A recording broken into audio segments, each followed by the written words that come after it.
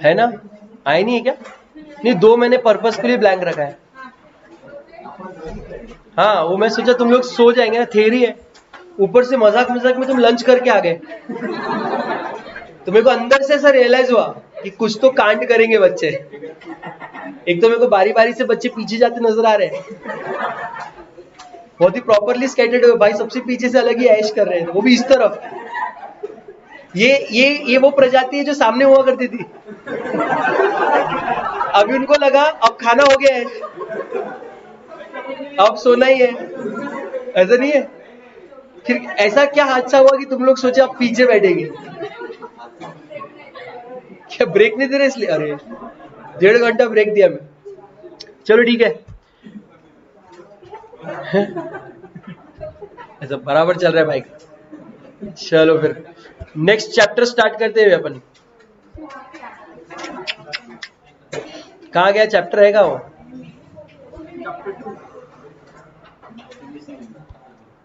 Chapter 2।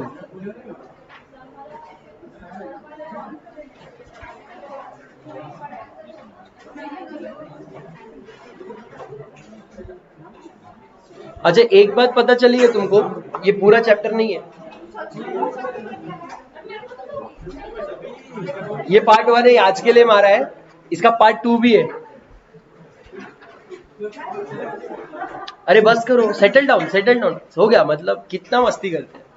ठीक है, चलो चैप्टर नंबर 2 स्टार्ट करें, फाइनेंशियल एंड अकाउंटिंग सिस्टम्स। क्या नाम है? Financial and accounting system. अच्छा, अकाउंटिंग सिस्टम मतलब डेबिट क्रेडिट मारेंगे, बैलेंस शीट बन जाएगा, बराबर ना? अकाउंटिंग सिस्टम क्या होता है? फाइनेंशियल सिस्टम क्या होता है? दोनों सेम है क्या, फाइनेंस और अकाउंटिंग? क्या डिफरेंस है? बजट्स भी आते हैं जिसको अकाउंट फॉर नहीं करते बट स्टिल रखते हैं। Correct, very good example. तो फाइनेंशियल सिस्टम, ये जो हम सिस्टम्स पढ़ेंगे, सिर्फ और सिर्फ एंट्री मारने वाले सिस्टम्स नहीं है, उसके ऊपर के भी है और उसके बाद के भी, यानी रिपोर्टिंग वाला है जो एंगल है वो भी कवर्ड है। ऐसा नहीं है कि सिस्टम में सिर्फ और सिर्फ बैलेंस शीट और पीएनएल निकलेगा, बहुत सारे कस्टम रिपोर्ट्स भी आप निकाल सकते हैं। जैसे एवरेज सैलरी निकालना है आपको, एवरेज सैलरी ऑफ एम्प्लॉय, क्या निकालना पड़ता है? क्यों निकालना पड़ता है? हाँ, लॉ पढ़ा है ना भाई? लॉ में बोला है कि तुमको mean average salary directors report में बताना पड़ता है। हाँ, निकालना पड़ता है, वो बताना पड़ता है कि अदर देन डायरेक्टर्स तुम्हारा हाईएस्ट सैलरी रिसीविंग एम्प्लॉय कौन है और उसका सैलरी कितना है, ये आपको रिपोर्ट में डिस्क्लोज करना पड़ता है, जो जनरल पब्लिक को जाता है। करेक्ट है क्या? मैं मजाक नहीं कर रहा, मैं सच में बोल रहा हूँ। तुमको मीन मतलब कौन सा है? MEN, मीन पता ना? एवरेज। मीन सैलरी भी निकालना पड़ता है तुमको, डायरेक्टर्स को दिया हुआ, और अदर देन डायरेक्टर का भी मीन सैलरी या हाईएस्ट सैलरी बताना पड़ता है। ये सारी डिस्क्लोजर्स रिक्वायरमेंट्स है, तो सैलरी के रिक्वायरमेंट्स है, और ऐसे और भी कंप्लायंस के लिए रिक्वायरमेंट्स है, जहां पे अलग अलग टाइप की फाइनेंशियल रिपोर्ट्स आपको लगती है। फॉर एग्जांपल, इंडिया में इटसेल्फ, ओनली इन इंडिया आपका कितना बिजनेस हुआ है? क्यों? TDS के लिए?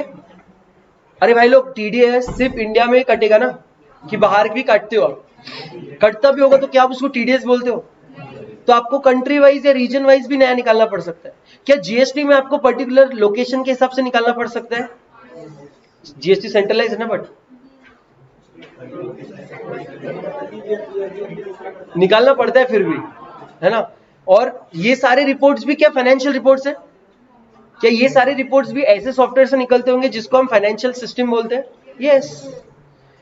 अभी इसके बाद की जो फॉलोइंग पैरास है, अभी 14 पेजेस में से ना 10 पेज तो सिर्फ तुमको पढ़ने, मैं मतलब अभी पढ़ने। I don't trust you. इतना भरोसा तो माँ बाप लोगों ने तुम लोग को क्लास लगा के नहीं दी होती, बोला था पढ़ ही लो बेटा। अभी तुमको बेसिकली ये इंट्रोडक्शन वाला पार्ट पढ़ के मेरे को बताओ कुछ नया मिलता है तो। ये फाइनेंशियल सिस्टम्स का इंट्रोडक्शन है। मेरे गले में दर्द है, नहीं तो मैं पूरा पढ़ा रहता, मैं कंजूसी नहीं कर रहा हूं।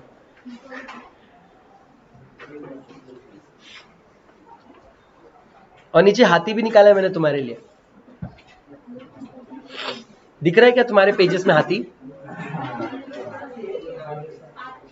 हाथी है वो।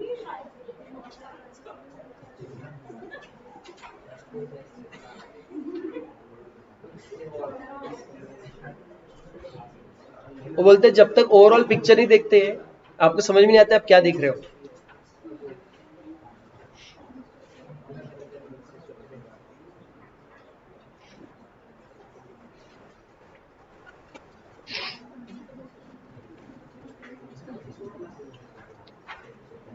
पढ़ा क्या सर? अरे पढ़ो पढ़ो पढ़ो, सीरियसली पढ़ो, ऐसे मैं पूछूंगा क्या पढ़ा है।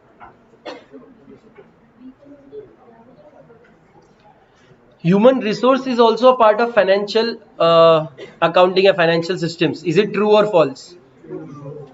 क्या? अगर पढ़ा होता तो एकदम जोर से जोश में ट्रू बोला होता यार, तो इसलिए बोल रहा हूं पढ़ो।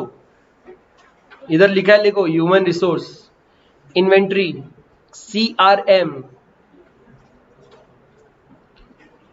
यहां पर हमको सब समझ में आने वाला है कि सिस्टम क्या होता है, ERP क्या होता है, फाइनेंशियल अकाउंटिंग सिस्टम्स क्या होते हैं, how to use different purposes like accounting, auditing, business management. आप लोगों के लिए ये इसलिए जरूरी है, हम पूरा EISSM इसलिए पढ़ रहे हैं क्योंकि सिस्टम्स को यूज करके हमको ऑडिटिंग करना है। ऑडिटिंग करने से पहले वी शुड नो कि अकाउंटिंग कैसे होता है, करेक्ट है?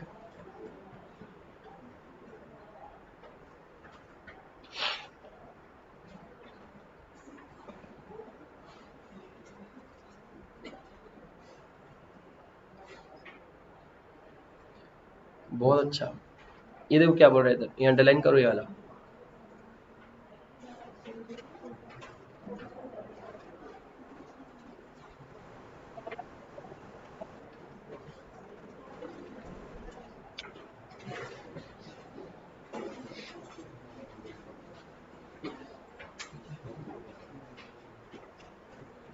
तो नीचे हाथी क्यों बनाया हुआ है? हर एक का एंगल जब ध्यान में रख के अगर वो उस पिक्चर को देख रहे होते हैं तब जाके उनको रियलाइज हुआ रहता कि ये हाथी है। अभी वो ऊपर वाला देखो कान देख रहा है, उसको लग रहा है फैन है ना? अरे मतलब उसको एक ही एस्पेक्ट देखा उसने बस। वो नीचे उसके दांत देख के बोल रहा है स्पीयर है, स्पीयर मतलब भाला। ये नीचे वो सूंड देख के बोल रहा है सांप है, पैर देख के बोल रहा है ट्री है, पेट देख के बोल रहा है दीवार है, और पूंछ देख के बोल रहा है रोप है। क्या कर रहे हैं लोग? सिर्फ अपना एस्पेक्ट देख रहे हैं और जज कर रहे हैं। अगर सारी चीजें मिलाकर देखे होते तो मे भी उनको रियलाइज हुआ रहता ये हाथी है। हमको क्यों रियलाइज हो रहा है? हम दूर से सारे एस्पेक्ट्स एक साथ देख रहे हैं, यही बताना की कोशिश कर रहे हैं। बहुत अमेजिंग पिक्चर है। चार्टर्ड अकाउंटेंट्स भी ऐसा कर सकते हैं। आप ऑडिट करने गए, एक ही एस्पेक्ट्स का ऑडिट करते बैठ रहे हो, तो आपको रियलाइज होगा इधर कुछ भी रॉन्ग नहीं है। आप गए, आपने सपोज एनपीए का ऑडिट करने चालू कर दिया, आपको रियलाइज हो रहा है इधर कोई प्रॉब्लम ही नहीं है, एनपीए हो रहा है, एनपीए निकल के सॉल्व हो रहे हैं। आपने ओवरऑल बैंक का ये देखा ही नहीं कि बैंक का टर्नओवर कम हो रहा है और एनपीए बढ़ रहा है, तब आपको रियलाइज होगा कि नहीं कुछ तो फॉल्ट है, कि बैंक के पास नए कस्टमर्स कम आ रहे हैं, एग्जिस्टिंग कस्टमर्स भी एनपीए ज्यादा हो रहे हैं। सिर्फ आप एनपीए देख रहे होते तो आपको क्या समझ में आता था? एनपीए हुए सेल कर दिया, हुए सेल कर दिया, क्या प्रॉब्लम क्या है इसमें? कुछ प्रॉब्लम नहीं है, एनपीए हर बैंक में होता है। पर जब आपको समझेगा टर्नओवर कम हो रहा है, एनपीएस बढ़ रहा है, तो something is fishy, something fishy is going on. या तो कस्टमर्स को ऐसा कुछ मालूम है जो इनको नहीं मालूम, या ये लोग खुद कुछ एम्प्लॉयज मिलकर झोल कर रहे हैं।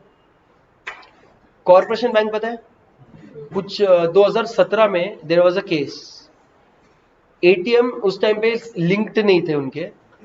एक बंदा जाके विड्रॉ कर लिया 1 लाख रुपए, उसके अकाउंट में 1 लाख थे, जाके 1 लाख विड्रॉ कर लिया, हो गए, बेनिफिट ऑफ डाउट के बेस पे विड्रॉ हो गया, उसके अकाउंट में डेबिट ही नहीं पड़ा। नेक्स्ट डे फिर से गया, 1 लाख रुपए निकाले, डेबिट नहीं पड़ा। नेक्स्ट डे फिर से गया, 1 लाख निकाले, डेबिट नहीं पड़ा। कब तक चला पता है ऐसा?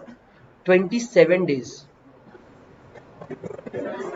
मजाक नहीं कर रहा। गुजरात में जाके उसने वहां पे एक घर बनाया, बाद में ऑडिट में पता चला कि ये केस हुआ, और वो रिकवर भी नहीं कर पाया अच्छे से। किसका फॉल्ट था? सिस्टम का। सिस्टम लिंक्ड नहीं था। बेनिफिट ऑफ डाउट के बेस पे आप रुपीज विड्रॉ करने दे रहे, समझ, रियल केस है। तो सिस्टम कैसा होना चाहिए, मतलब आप ये भी सब जाके अकाउंट मत खोलना से।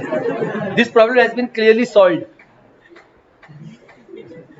बट जो वो बंदा कितना हार्ड रहेगा, नहीं बोले चल आज भी विड्रॉ करके देखता हूँ, घर पर बना लिया रे उधर जाके। चलो ठीक है। Different requirement from different persons. अभी तक देखा ना अकाउंटिंग क्या क्या रहता है। ये मैं तुमको कुछ भी पढ़ाने की जरूरत नहीं, तुम बचपन से ये सारी चीजें पढ़ते आए हो, सिर्फ इसको कंप्यूटर में कैसे देखने का ये देख रहे हैं अभी अपन। सबसे पहला, different requirements from different person. एक फाइनेंशियल अकाउंटिंग सिस्टम से कौन सा व्यक्ति क्या एक्सपेक्ट करता है, बस ये देख रहे हैं। फॉर एग्जाम्पल, अकाउंटेंट को क्या चाहिए रहता है? बैलेंस शीट और PNL must be prepared easily without putting much time and effort. वो बोलता है मैं एंट्री मार दूंगा डेबिट क्रेडिट, उतना तो उसने करना चाहिए कि डेबिट क्रेडिट को ट्रायल बैलेंस में लेके गया, ट्रायल बैलेंस से बैलेंस शीट और प्रॉफिट एंड लॉस बना, उतना उसने अपने आप से कर लेना चाहिए। वो रॉकेट साइंस है क्या? नहीं है सर। उसको एक बार बता देना पर्सनल अकाउंट कौन सा है, रियल अकाउंट कौन सा है, नॉमिनल अकाउंट कौन सा है। उसको डेबिट बता दिया, क्रेडिट बता दिया, अमाउंट दे दिया, ट्रायल बैलेंस बन गया, ट्रायल बैलेंस टैली हो गया। बैलेंस शीट बन रहा है, बैलेंस शीट टैली नहीं हो रहा है। हो सकता है ऐसा? नहीं होना चाहिए, एक्चुअली नहीं होना चाहिए। उस केस में फिर इसको अकाउंटेंट को क्या करना पड़ेगा? खुद से बैठ के पूरा बनाना पड़ेगा। तो क्या बोल रहे हैं, एक फाइनेंशियल अकाउंटिंग सिस्टम से एक अकाउंटेंट क्या एक्सपेक्ट करता है? मैं द मोमेंट में एंट्री मारूं टैली में, उसका सीधा बैलेंस शीट तक इफेक्ट चला जाना चाहिए। करेक्ट, ड्यूअल इफेक्ट होता है ना उसके, दोनों इफेक्ट क्लियरली जाने चाहिए। मेरा व्यू है, बराबर है, सही एक्सपेक्टेशन है। ऑडिटर क्या एक्सपेक्टेशन क्या होता है कि सर बैलेंस शीट पीएनएल बने तो कैसा बने? Correct at any point of time. Correct है।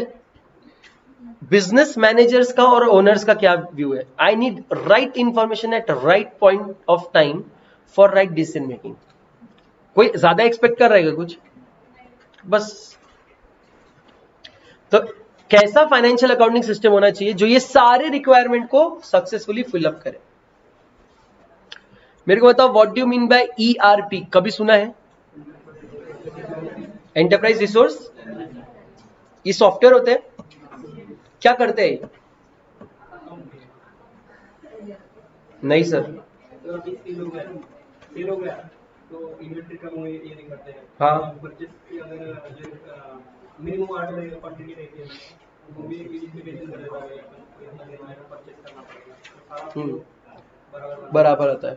सिर्फ ट्रांजैक्शंस का आता है, फाइनेंशियल ट्रांजैक्शंस के, अदर देन दैट भी?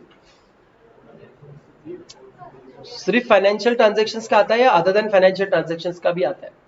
अदर देन फाइनेंशियल का आता है। For example HR, human resource, कौन से एम्प्लॉय है, कितने एम्प्लॉयज है, क्या एज ग्रुप के है, क्या सैलरी पा रहे हैं, कितना एट्रिशन है, कितने एम्प्लॉयज रुकते हैं, कितने एम्प्लॉयज टर्नओवर है, क्या हमारे मार्केट से ज्यादा टर्नओवर हो रहा है, मार्केट से कम। Employees turnover is a good concept और अ बैड कंसेप्ट? जितना ज्यादा एम्प्लॉय टर्नओवर उतना कंपनी का नाम खराब, कि भाई एम्प्लॉयज छोड़ छोड़ के जा रहे हैं। और जितने एम्प्लॉयज लॉन्ग टेन्योर तक रहेंगे और टर्नओवर कम रहेगा, उतना कंपनी का नाम अच्छा रहेगा। तो ये सारे मतलब ह्यूमन रिसोर्स, इन्वेंट्री, ये सारी भी चीजें इंटीग्रेट करके एक सिस्टम जब चलता है उसको बोलते हैं एंटरप्राइज रिसोर्स प्लानिंग। नहीं तो ये कोई इसका ऐसा अकाउंटिंग सॉफ्टवेयर ऐसा कुछ नाम होना चाहिए था। Why is it enterprise resource planning? वो सारे रिसोर्सेज को प्लान करके सक्सेसफुली इंटीग्रेट करके चला रहा है। तो अपन देखेंगे वो सब, और नॉन इंटीग्रेटेड सिस्टम्स भी देखेंगे। सबसे पहले देखते हैं what is a system. System क्या होता है? रेफर चैप्टर 3 बोल रहा हूं, चैप्टर 3 भी देखेंगे अपन। सिस्टम क्या होता है और उसको फाइनेंशियल एस्पेक्ट्स भी देखेंगे। सिस्टम मतलब सिस्टम ह्यूमन बॉडी भी एक सिस्टम पे बना हुआ है। अपने को खाना खाना पड़ता है, सांस लेना पड़ता है, तो जिंदा रहते हैं अपन। ज्यादा सांस लिए तो कुछ हो जाता क्या? होता होगा ना कुछ। ज्यादा खाना खा लिए तो होता होगा, कम खाना खाए तो भी हो सकता है। सब सिस्टमैटिकली चलना चाहिए। अभी दोपहर का टाइम है, ज्यादा खाना खा के तुम लॉ पढ़ने हो, सिस्टम है भाई। तुम्हारा ब्रेन ऐसा ऑन ऑफ होता रहेगा, बंद चालू। तुम्हारा ब्रेन को ऐसा लगेगा कि ये क्या हो रहा है मेरे साथ, सिस्टम से नहीं चल रहा हूं बोले मैं। हाँ? ज्यादा क्लास हो गया तो देखो सिस्टम खराब होता है। ठीक है, तो ये देखो फिर what you mean by system, वो देखते हैं अपन। System and how this word is connected with financial and accounting aspect. This is important for us to understand. Many a times this word is mistakenly understood as something relating to computer या software या information technology. इसलिए हमने example लेते वक्त सीधा human body का example लिया। System बोलते वक्त मैंने कोई सॉफ्टवेयर या तुमको कोई टेक्नोलॉजी का कुछ नहीं बताया, डायरेक्ट अपना ह्यूमन बॉडी सिस्टम पे चलता है, पूरा पूरा वर्ल्ड अपना एक इकोलॉजिकल इकोसिस्टम बोलते हैं अपन। इकोसिस्टम क्यों? क्योंकि वो भी एक सिस्टम से चल रहा है, हर एक चीज का बर्थ से एंड तक सब फिक्स्ड है, रीजन है। एक ऐसा जानवर बताओ जो पर्पसलेस है, पर्पसलेस, इंसान छोड़ के। इंसान का पर्पस आज तक समझा ही नहीं है। हर एक इंसान का अपना पर्पस होता है हमारे लाइफ, सब सिस्टमैटिक चल रहा है sir. Here it is suggested to make this point very clear that a system may or may not be related to computers or softwares or information technology. Okay. Dictionary meaning of the word system is, पढ़ो भाई ये क्या बोल रहा है, इसको underline और highlight भी कर दो। A set of principles or procedures as per which something is done. बराबर। सिस्टम, अरे सर ध्यान दो, सिस्टम बोले तो क्या, it's a set of principles or procedures as per which something is done, an organized scheme or method, or a set of things working together as parts of a mechanism or an interconnecting network, a complex whole. समझ में आ रहा है? System can be explained in a simple way as a set of detailed methods, procedures and routines created to carry out a specific activity, perform a duty or solve a problem. It is an organized, purposeful structure that consists of interrelated and interdependent elements. These elements continually influence one another to maintain their activity and the existence of the system to achieve the goal of a system. तो मतलब एक particular goal की वजह से आपने एक system बनाया है, सिस्टम इंटरकनेक्टेड है, मतलब एक इन्फ्लुएंस कर रही है दूसरे को, और अल्टीमेटली क्या रिजल्ट पा रहे हैं, you are achieving the goal for which you have made the system. Simple. तो ये तीन चीजें हर एक सिस्टम में जनरली होती है। देखो क्या क्या है, input, output and feedback mechanism. What do mean by feedback? Response to the process या response to the output, correct. Maintain an internal steady state despite a change external environment. बाहर की कोई चीज चेंज हुई will not directly affect our existing system.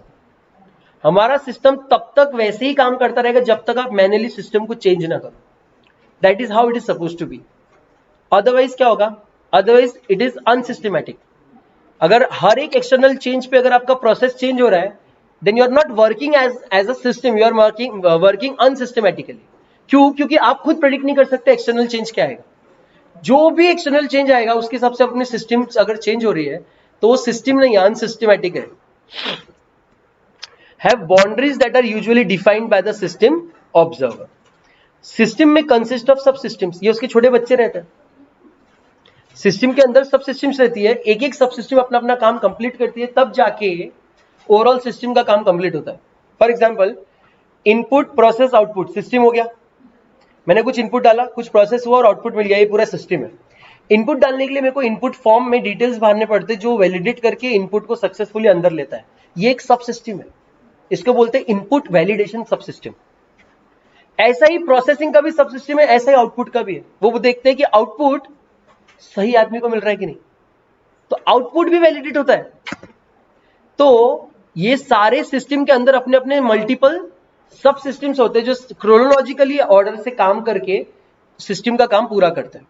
ठीक है, सब system बोले तो क्या, फिर सब सिस्टम बोले तो क्या, सिस्टम के अंदर काम करने वाले छोटे छोटे सिस्टम्स, उसको सब सिस्टम्स बोलते हैं। Agent type systems stop functioning when an element is removed or changed significantly. Together they allow understanding and interpretation. एक भी एलिमेंट बिगड़ा तो सिस्टम वर्क नहीं करेगा because of interdependence and operability. Input डाला ही नहीं, आप प्रोसेस क्या करोगे? प्रोसेस नहीं हुआ तो आउटपुट क्या दोगे? आपने इनपुट डाला, प्रोसेस नहीं हो रहा है, प्रोसेस वाला जो पार्ट था वो निकाल दिया आपने। कितना भी इनपुट डालो आउटपुट मिलेगा क्या? आउटपुट में कोई प्रॉब्लम है क्या? आउटपुट वाले पार्ट सिस्टम में नहीं, प्रोसेस वाले सिस्टम में प्रॉब्लम है। एक भी सिस्टम गया कि ओवरऑल सिस्टम विल फेल, ये उसका प्रॉब्लम है सिस्टम का। अच्छा, ये जो इनपुट और आउटपुट के बीच में आप प्रोसेस की बात कर रहे हो, क्या होता है exactly? What is a process? ये सब कुछ तुमको इसमें है, मॉड्यूल से उठा के दिया है मैंने। कोई मॉड्यूल रेफर कर रहा होगा तो ये सब वर्ड बाय वर्ड उसमें है।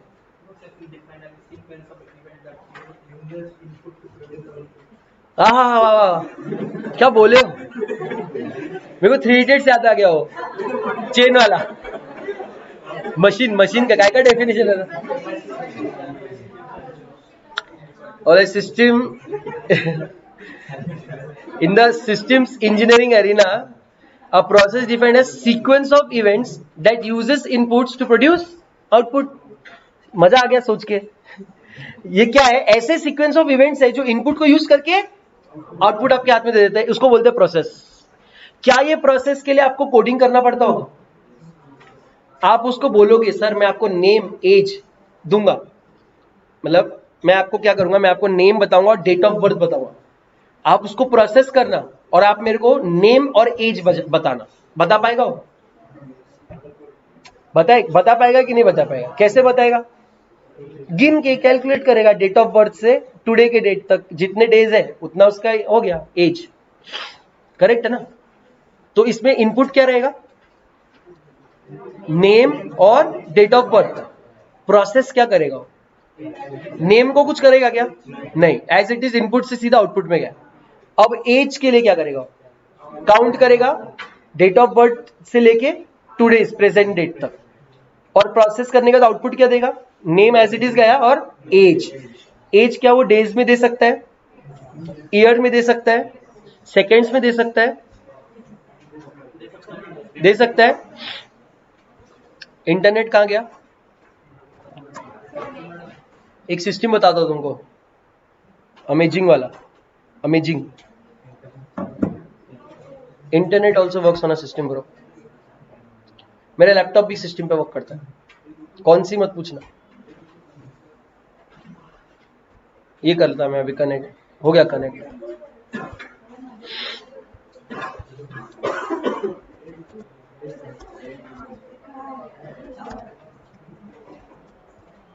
ये तो पासवर्ड नहीं देने का इसका किसी को पासवर्ड नहीं है एक्सक्लूसिवली फॉर आवर क्लास है ये देखो ये ऑनलाइन ऐप है मोबाइल में भी रहता है लेकिन मेरे पास इसमें दिखाने का मेरे को एज कैलकुलेट करने की जरूरत पड़ती है क्या लेकिन हाँ बहुत पड़ती है सीए बनो क्लाइंट आएगा तो देखना पड़ता है तुमको सीनियर सिटीजन है कि सुपर सीनियर सिटीजन है सही में मजाक नहीं कर रहा मैं टैक्स लॉस चेंज हो जाते हैं और भी बहुत सारे रीजंस लगते हैं आपको एज कैलकुलेट करने के लिए आपको अगर देखना है बंदा माइनर है कि नहीं एम्प्लॉय ये देखो डेट ऑफ बर्थ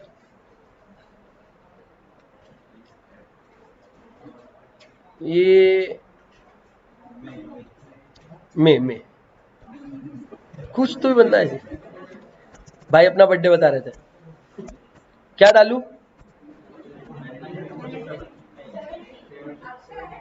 पगला है क्या इतना बुढ़ा लग रहा है क्या मैं इतना बुढ़ा लगता मैं इतना 1980 ये देखो क्या क्या बता दो क्या बताया पहला उसने 39 years 11 months और 7 days फिर उसने 479 months 7 days 2083 weeks 5 days 148,586 days 350 064 hours minutes seconds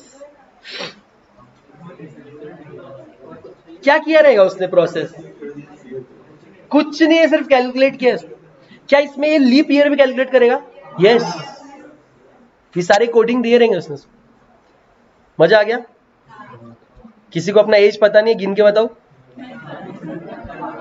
बताओ टाइम पास आता है क्या बता तू कितने डेज हो गए देखो डेज नहीं बता सकते अपन हाँ लक्ष्मी मैडम अपने अलग ही चलते रहे खुद का एज देख लिया sir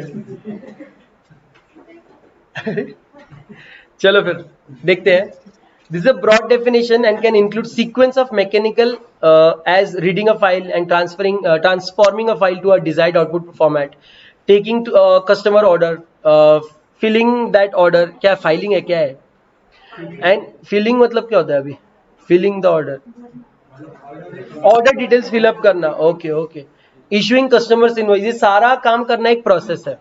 From a business perspective, process is coordinated and standardized flow of activities performed by people or machines which can traverse functional or departmental boundaries to achieve a business objective and create value for internal and external customers. System देखा, process देख लिया. Typically system कैसे work करता है बोले? Interconnected components से work together to achieve a common goal. That is the definition of system. छोटे छोटे components है, they work together to achieve a common goal. This is how a system works. और उसके बाद processes है. कुछ भी क्या? Time pass. Concepts in computerized accounting system. ये पीछे वाले लोगों को मैं आगे उठा के बुलाने वाला, अगर और टाइम पास करते मिले मेरे को तो अभी बुला लेता हूँ. अभी 5 मिनट में बुलाता. अब वो एक हाथ सोया ना कि बॉस खड़े ही रखते उसको इधर. देखो 40 लोगों के सामने बात करने कितना मजा आता है. Concepts in computerized accounting system. As we are discussing about financial accounting system, it is necessary to discuss some concepts to understand financial accounting systems in a better way. Types of data बोले दो type के बहुत महान data रहते हैं, एक master data और एक non master data. Master data क्या होता है? Permanent data. जब भी कभी चेंज होने वाला है क्या? होने वाला है सर. ऐसा कैसा तुम बोल सकते? नहीं, फ्रीक्वेंटली चेंज नहीं होगा. फ्रीक्वेंटली चेंज नहीं होगा, बट चेंज हो सकता है. मेरा मोबाइल नंबर, मेरा एड्रेस, मेरा ईमेल आईडी मास्टर डेटा में जाता है सर. मैं कस्टमर हूं, ऐसा नहीं है कि मैं चेंज नहीं कर सकता. अरे मैं मेरा नाम भी चेंज कर सकता. तुम बोलो करने का है क्या? जाने दो, अभी बहुत लंबा प्रोसेस है. But it can be change, but उतना फ्रीक्वेंटली चेंज नहीं होता. Non master data, for example my current age second by second बदल रही भाई. हर सेकेंड बूढ़ा हो रहा हूं मैं. कमर में दर्द शुरू हो रहा है धीरे धीरे, है ना? ऐसा होता है. ठीक है, तो इसीलिए ना यहां पर बहुत अमेजिंग सा एक वर्ड यूज किया है.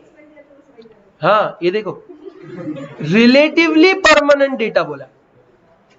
रिलेटिवली परमानेंट डेटा क्या रहता है? 26/11 का अटैक हुआ, कैन यू चेंज दैट? वो परमानेंट डेटा है. मतलब तुम पैदा हुए, तुम कितना भी बोलो नहीं हुआ, मजाक कर, नहीं, तुम पैदा हो गए. क्या तुम डेट ऑफ बर्थ चेंज कर सकते हो?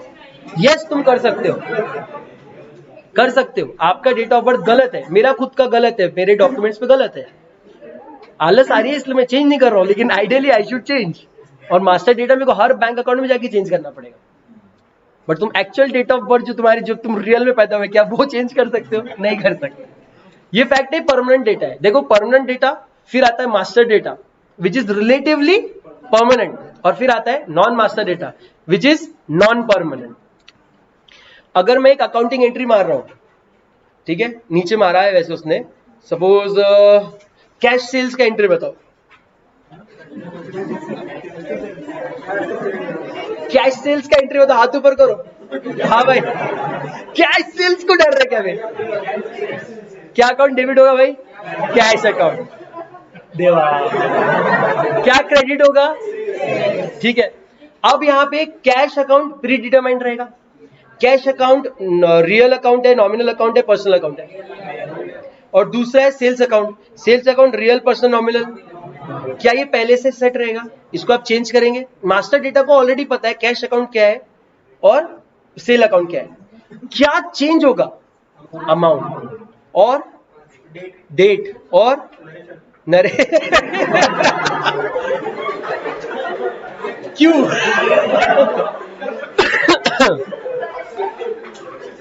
तो एक फॉर एग्जांपल 2 नरेशन बताओ कैश सेल्स के. एक नरेशन बताओ. Being sales made in cash. अगली बार बीइंग कैश सेल्स मेड. आत्मा वही है ना. अभी तुम खाने के बाद जोश में आते क्या? हाँ, कल से 2-3 टाइम खाने के बाद ही आने का. ठीक है, तो मास्टर डेटा समझ गया तुम लोग को ना. तो यहां पे अंडरलाइन कर लो, it is not expected to change again and again. ये सारे मास्टर डेटा है sir. Accounting master data, inventory master data, payroll master data, statutory master data. मैं शॉर्ट में बताऊंगा, आप लॉन्ग में पढ़ेंगे. अकाउंटिंग मास्टर डेटा क्या होगा? अभी मैंने बताया कैश अकाउंट कहा जाता है, बैंक अकाउंट कहा जाता है, रियल अकाउंट क्या होता है, पर्सनल क्या होता है, नॉमिनल क्या होता है, सब फिक्स्ड रहेगा. इन्वेंटरी मास्टर डेटा, आप अगर इलेक्ट्रॉनिक का दुकान डाला है आपने, इन्वेंट्री बहुत रहेगा लेकिन प्रीडिटरमाइंड रहेगा। आप फैन खरीदते हो, लाइट खरीदते हो, एसी खरीदते हो, फ्रिज खरीदते हो, कूलर खरीदते हो, बस जो आपके 20 इन्वेंट्री ऑलरेडी सिस्टम में डाल के रखे हुए। अब आप बस क्या कर रहे हो, वो खरीद रहे हो और बेच रहे हो, खरीद रहे हो और बेच रहे हो। कब चेंज होगा यहाँ पे, जब आप कोई नया इन्वेंट्री, फॉर एग्जांपल अभी तक आपने कभी प्रोजेक्टर का काम नहीं किया, अब प्रोजेक्टर भी आप लेने लगे हो, तो आपको प्रोजेक्टर इन्वेंट्री के मास्टर डेटा में ऐड करना पड़ेगा as an inventory, item of inventory. उसके बाद आप उस आइटम ऑफ इन्वेंट्री को यूज करके उसके परचेसेस और सेल्स बुक कर सकते हो। लॉजिकल है, करेक्ट, अच्छी बात है, होशियार हो तुम, गूगल चालू हो गया भाई अपने आप। Payroll master data, what do mean bye payroll? Salary, salary में मास्टर डेटा क्या होता है? एम्प्लॉइज का नाम। सबसे पहले बताओ अपना खुद का बैंक अकाउंट, ये हमारा पेरोल में सबसे इंपॉर्टेंट है। किसका? एम्प्लॉयर का, एम्प्लॉयर का, क्योंकि जिसमें से पैसा जाना है। उसके बाद एम्प्लॉइज की डिटेल, चेंज होते हैं, ऐसा नहीं कि चेंज नहीं होते, बट स्टिल मास्टर डेटा बना के रखना पड़ता है। क्या आप किसी मंथ टेम्पररी किसी एम्प्लॉय को डायरेक्टली बिना मास्टर डेटा में उसका एंट्री किए पे कर सकते हो? नहीं कर सकते सर। हर एक एम्प्लॉय, भले वो टेम्पररी क्यों ना हो, वेंडर ही क्यों ना हो, उसका डिटेल पहले मास्टर डेटा में जाएगा। उसके बाद उसके नाम पे एचआर अपना खुद का एक डालेगा कि इस आदमी को इतना पे करना है। उसके बाद अकाउंट्स का जो पेरोल का टीम है वो उसको कंसोलिडेट करेगा और बैंक को भेजेगा। फिर बैंक उसको सिस्टम बाय सिस्टम प्रोसेस करेगा। क्या बैंक का कोई एक एम्प्लॉय बेचारा गरीब बैठ के एक एक लाइन से उसका पेमेंट करता होगा? सिस्टम से डायरेक्टली होता है। बैंक आपको एक फॉर्मेट देता है, उस फॉर्मेट में आपको सिर्फ उसको डिटेल्स डाल के देने के। मेक श्योर कि डिटेल्स गलत ना, उतना आपको काम करना है। वो चेक करने के लिए क्या है?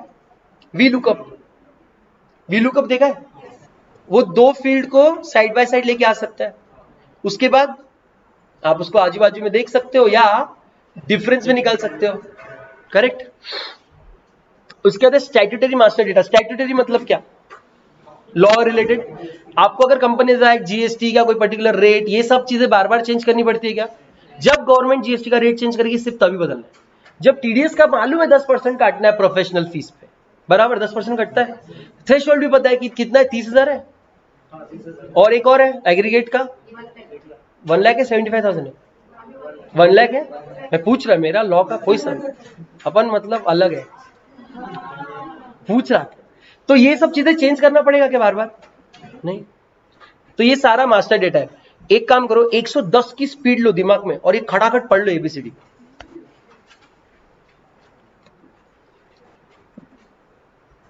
मैं सवाल पूछूंगा, नाम लेके एक एक आदमी को।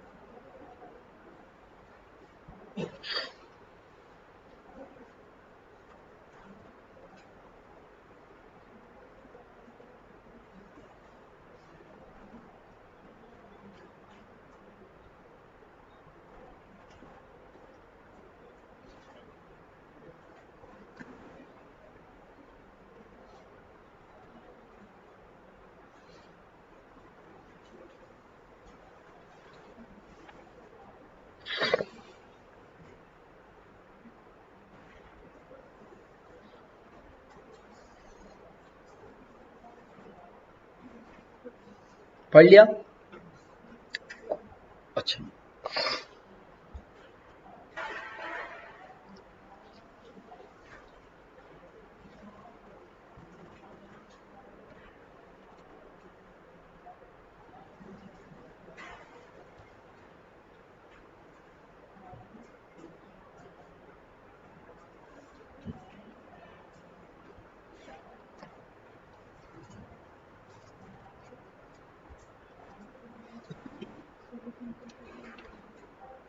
पढ़ लिया?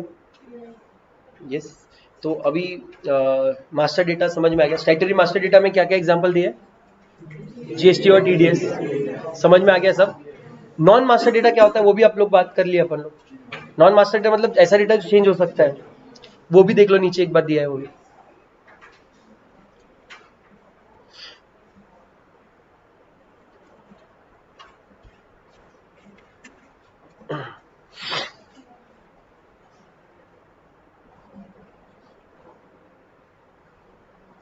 पढ़ते वक्त कोई अच्छा लाइन लगता है तो उसको अंडरलाइन करो, नेक्स्ट टाइम आपको पूरा पैरा नहीं पढ़ना पड़े।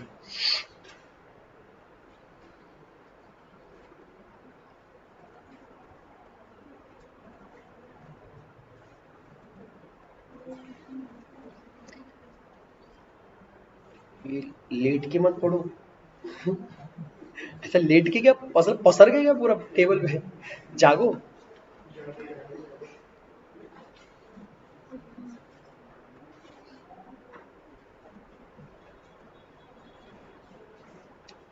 पढ़ लिया क्या भाई? Non master data, personal data में क्या क्या बोला हो, मास्टर नॉन मास्टर पढ़ लिया। वो क्या बोल रहा है, date of birth is a, लेकिन age is not master, weight, likes dislikes non master, correct है। PAN number, residential status, correct है ना, चेंज हो सकता है सर। मैं देख रहा था कितना स्मार्ट, अभी इधर जो थे वो खटाखट बोल दिए तुमने, थोड़ा नया कुछ पूछा ना तो थोड़ा ऐसे ही हो जाता। टीचर्स टीचर्स क्या है ये, मास्टर डेटा है, मास्टर है बोले। Why master and why non master, why are we dividing it, what will happen, मतलब master data non master data करना क्यों पड़ रहा है, टाइम बचाने। मास्टर डेटा अगर पहले से आपके पास है, आपको उसके बाद सिर्फ ट्रांजैक्शन नॉन मास्टर डेटा के साथ खेलने का है। हर बार एंट्री करते वक्त मेरे को सेल्स अकाउंट नहीं बनाना पड़ेगा, सिर्फ सिलेक्ट करना पड़ेगा। ये है actual function of accounting system, ERP या जो भी आप टैली यूज कर रहे हो। कितनी बार क्रिएट अकाउंट करना पड़ता है सर? एक बार अकाउंट क्रिएट किया, खत्म है, आग लगा दो। अब करोड़ों के ट्रांजैक्शन कर लो आप उस अकाउंट में, कोई शर्म आने की बात नहीं उसमें, करेक्ट है ना। यही तो मजा है। मतलब देखो नीचे क्या बोला है उसने, let us consider a simple transaction of capital introduction in business in cash, this transaction is recorded as follows. पहले तुम बताओ कैपिटल इंट्रोडक्शन इन कैश का अकाउंटिंग एंट्री। हाँ चलो ठीक, डेबिट और क्रेडिट। कैश अकाउंट डेबिट में कितना रुपए लिखा उसने, 1 लाख, कैपिटल अकाउंट में 1 लाख, डबल एंट्री सिस्टम में अकाउंटिंग एंट्री अच्छी हो गई। बैलेंस शीट पे इसका क्या असर पड़ेगा, एक एक, कैश अकाउंट क्या होगा, बढ़ेगा कम होगा, बढ़ेगा। कैपिटल अकाउंट, फिर बैलेंस शीट टैली हो जाएगी। मैं बोला कम भी करते क्या। अब इसमें से बिना नीचे देखे तुम मेरी आंखों में आंखें डाल के बताओ, मास्टर डेटा क्या है, नॉन मास्टर डेटा क्या है। कैपिटल अकाउंट क्या है, master data. Cash account master data, amount non master, date non master, और बस, और कुछ था क्या उसमें, receipt number, receipt number non master data. ठीक है, देख लो नीचे सब बराबर वही लिखा है क्या, नरेशन भी डाला है भाई इसने नॉन मास्टर। अरे वाउचर टाइप भूल गए थे सर आप, मैं भी। वाउचर टाइप क्या होते हैं, वाउचर टाइप्स क्या होते हैं वो भी पढ़ना है नीचे अपने को। कितने टाइप के वाउचर टाइप्स पता है तुमको, मैं गिनता बता, journal, payment, receipt, contra, sales, purchases, credit note, debit note, memorandum, very good, amazing. Reversing के लिए क्या होता है, रिवर्स करना है, जिसमें पास की उससे रिवर्स नहीं कर सकते। रिसीट को पेमेंट से रिवर्स नहीं होता। हाँ, परचेस ऑर्डर के लिए भी हो सकता है, गुड्स रिसीट्स के लिए भी हो सकता है, डिलीवरी के लिए भी हो सकता है, पेरोल के भी हो सकते हैं, बहुत सारे वाउचर्स रहते हैं, नीचे देखेंगे अपन। ये जो प्लीज नोट में है ना, एक बार पढ़ के बताओ फटाफट। अपन पढ़ते हो कितने स्पीड से पढ़ रहे हैं, 110 ना, यानी सब साथ में पढ़ेंगे इसलिए। बहुत अच्छा बोला है, master data is not typed but selected.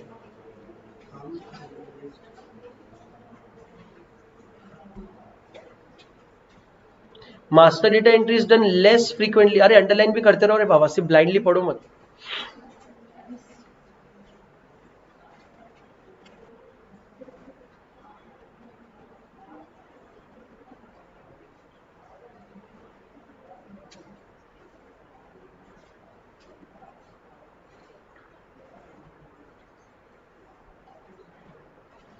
Second point का एग्जाम्पल बता रहा हूं। आप फ्रीक्वेंटली किसी एक सप्लायर से प्रोडक्ट खरीदते हो, आप ईयर का एक कॉन्ट्रैक्ट करते हो कि इस साल आपसे जो मैं कंपोनेंट खरीदता हूं उसका रेट 1010 रुपए रहेगा।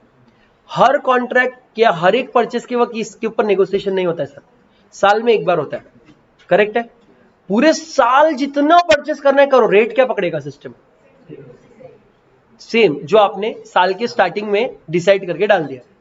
फिर जब भी वो रिवाइज होगा आपको सिस्टम में वो डेटा डाल के रिवाइज करना पड़ेगा। सिस्टम में क्लाइंट के प्रोडक्ट का रेट रिवाइज करने से क्या बैलेंस शीट पे कोई असर पड़ता है या नहीं? नहीं पड़ता है। क्यों पड़ेगा? मैं रेट पर यूनिट अगर सिस्टम में चेंज कर रहा हूं, उसका बैलेंस शीट पे क्यों असर पड़ेगा? जब मैं ट्रांजैक्शन करूंगा तब वो अगला ट्रांजैक्शन परचेज होगा। सर ये अकाउंटिंग चेंज है क्या? एंट्री पड़ती है इसकी कोई कि सर आज तक मैं आपसे 10 रुपए में खरीदा था, आज से 11 में खरीदूंगा, इसके लिए कुछ अकाउंटिंग एंट्री करना पड़ता है? नहीं, ये फाइनेंशियल इंफॉर्मेशन है बट ये अकाउंटिंग एंट्री नहीं है। इसको बोलते हैं memorandum changes. For example stock split किया आपने, शेयर्स थे 10 रुपए का एक था, 5-5 रुपए के दो बना दिए, बैलेंस शीट पे क्या असर पड़ेगा? कुछ नहीं। एंट्री करनी पड़ती है कि नहीं? करनी पड़ती है। कौन से वाउचर में करते हो आप? मेमोरेंडम वाउचर, जो मैम ने बताया, बराबर ना?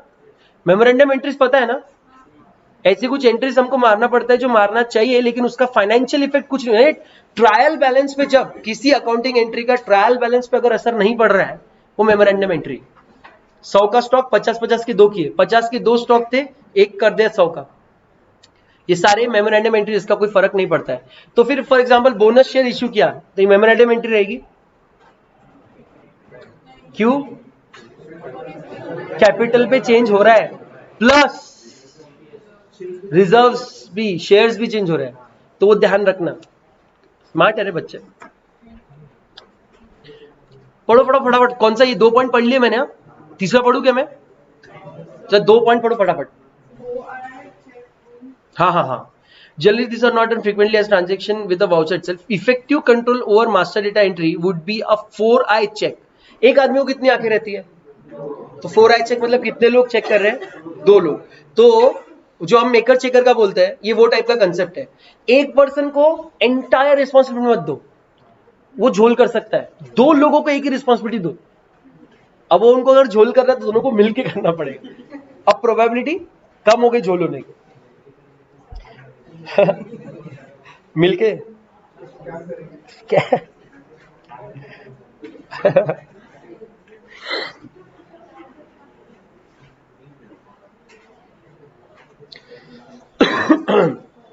ये कैपिटल इंट्रोडक्शन की वापस से अगर एंट्री करनी रही आपको, तो आपको अमाउंट सिलेक्ट ड्रॉप डाउन से अमाउंट लाना पड़ेगा या टाइप करना पड़ता है amount?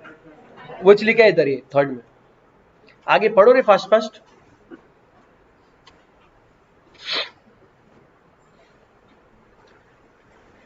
What you mean bye goods receipt note, GRN कभी सुना है? क्या होता है, कब इशू होती है?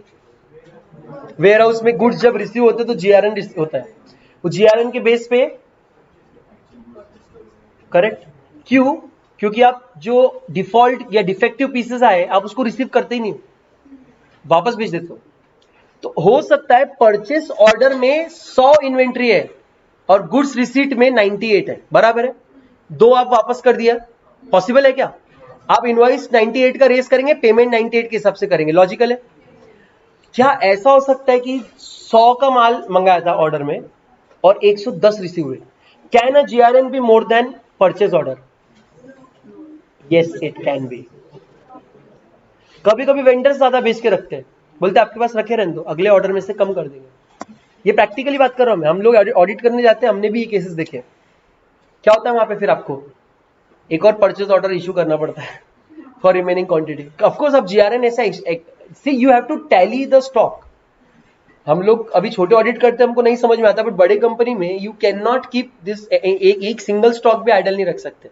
You have to account for every stock.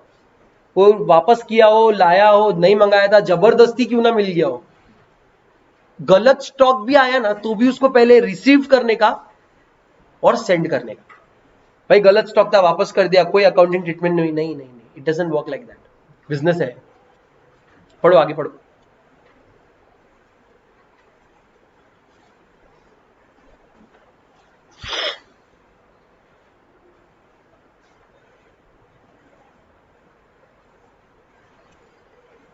क्या स्टॉक परचेस करते वक्त आपको गोडाउन भी बताना पड़ता है, कौन से गोडाउन में स्टॉक जा रहा है?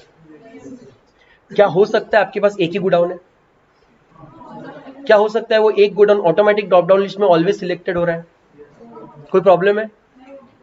आपके पास 10 गोडाउन है, तब आपको क्या करना पड़ेगा? सिलेक्ट करना पड़ेगा कौन से गोडाउन में। सब समझ रहे हैं लॉजिक?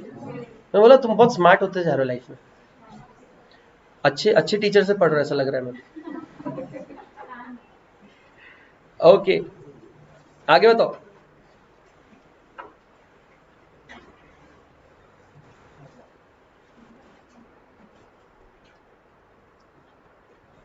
छपरी पॉइंट है ये।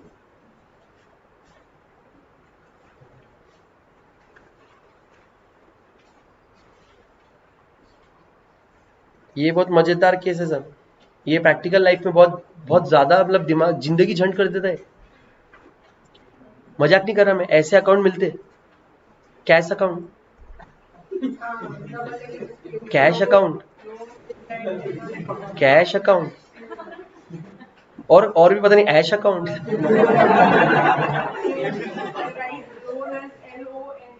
हाँ लोन अकाउंट। बेचारा अकेला अकेले में जिंदगी जी रहा है। इसके भी नीचे एग्जाम्पल है, बड़े मजे आते हैं भाई, लाख ऑडिट करने जाओ, बहुत अच्छे एग्जाम्पल दिए हैं नीचे। चलो चलो आगे बढ़ो आगे बढ़ो आगे बढ़ो। क्या पढ़ लिया इतना सबने? आगे जाऊं मैं?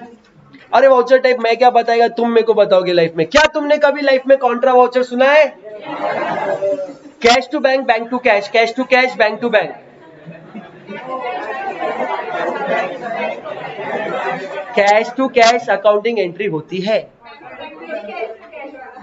Cash at branch to cash at branch. क्या वो भी कॉन्ट्रा है? सब हो गया क्या? पेमेंट पता है क्या? रिसीट पता है? जर्नल, जर्नल में जाने का चाहिए, करना चाहिए क्या एंट्री जर्नल में? कम से कम entries, journal entries, all journal entries should be audited thoroughly. सच में कुछ लोग तो इतने हार्ड रहते हैं, टैली लेते हैं, सारे एंट्रीज जर्नल में मार रहे हैं, मजा आता बोले। मतलब ये कैसा मजा है? परचेस का वाउचर है, नहीं जर्नल में ही मारेंगे। फील आता। अरे उधर भी सेटिंग रहता है रे, पेमेंट रिसीट में करने के लिए बाय टू चाहिए, डेबिट क्रेडिट चाहिए, रहता है F12 F11 सेटिंग्स है। नहीं जर्नल में एंट्री मारे।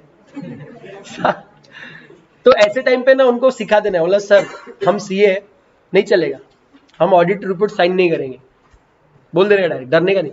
बहुत क्लाइंट है हमारा। सेल्स पता है? Purchase, credit note, debit note. Credit note कब इशू की जाती है? परचेज रिटर्न में। पक्का? डेबिट नोट, मेमोरेंडम, ये देखो यहाँ लिखा है no effect at trial balance. Example लिख लो यहाँ भाई, stock split, 1 share of 100 rupees into 2 shares of rupees 50 each. Purchase order,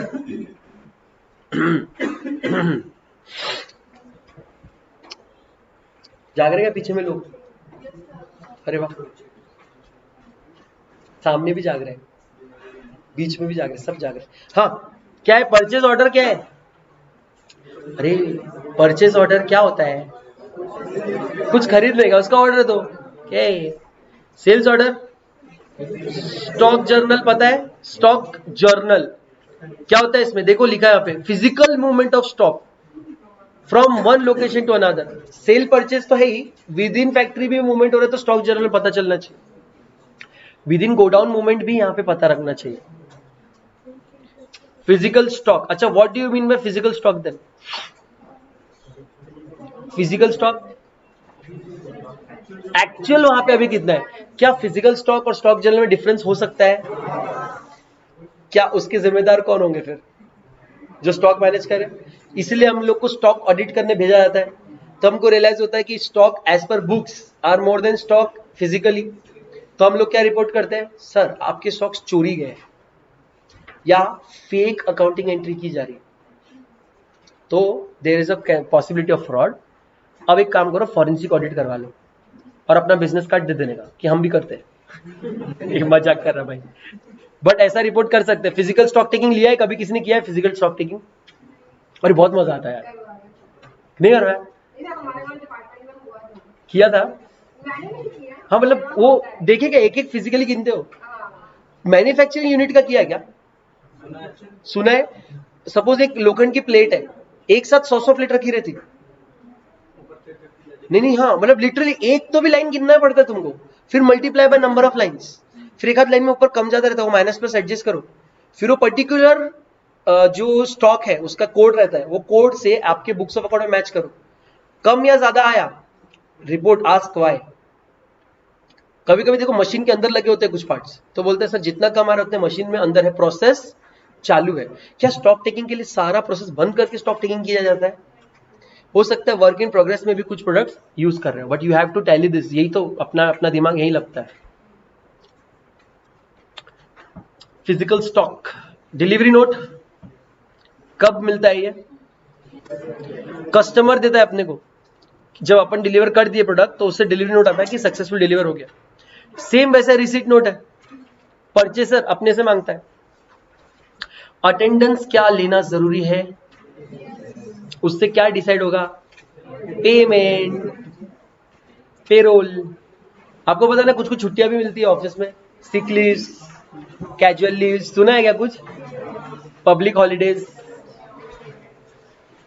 okay, ये भी पैरा पढ़ लो, इतना इंपॉर्टेंट नहीं है, फटाक से पढ़ो भाई, तुमको ही ज्यादा मेहनत करना है आज। बहुत अच्छा लगा मेरे को तुम लोग को जोश में देख के, खाने के बाद मजा आ गया, आत्मा तृप्त हो गई मेरी। बहुत भूख लगी थी ना। अरे वाउचर नंबर जाओ क्या?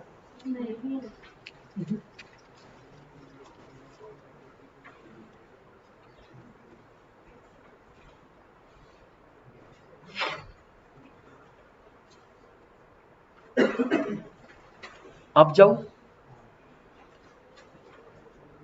कुछ नया मिला क्या पैरा में? नहीं है, कुछ नहीं है। जाओ, चलाता हूँ। जाओ जाओ, ले भगा रहे मेरे को। कितने गंदे बच्चे। वाउचर नंबर, वाउचर नंबर क्या है? Document number. क्या ये यूनिक होता है, कॉमन होता है? यूनिक होना चाहिए। क्या पेमेंट का और सेल्स का अलग होना चाहिए? क्या रिसीट का और परचेजेस का भी अलग होना चाहिए? हर एक का बेसिकली अलग होना चाहिए। देख लो फिर वही लिखा होता है क्या? Voucher number or document number is a unique identity of any voucher or document. Vouchers may be identified or searched using its unique voucher number. Let us understand some peculiarities about voucher numbering. सबसे पहला unique होना चाहिए। What do you mean by unique? In short, one नहीं होना चाहिए, 1 2 3 होना चाहिए। फिर ऐसा पेमेंट में वन डाल दिया तो रिसीट में वापस से वन मत डालो, मतलब यूनिक रखो यार, कंफ्यूज होता है नहीं तो। या तो पेमेंट के लिए अगर PAY 1 रख रहे हो, रिसीट के लिए REC 1 करो, ऐसा कुछ तो करो, दिमाग लगाओ थोड़ा सा, ऐसा बोल रहा हूँ। Unique. Every voucher type shall have separate numbering series. Voucher number must be prefix और सफिक्स होना चाहिए। उसमें प्रीफिक्स और सफिक्स क्या होते हैं सर? एक नंबर।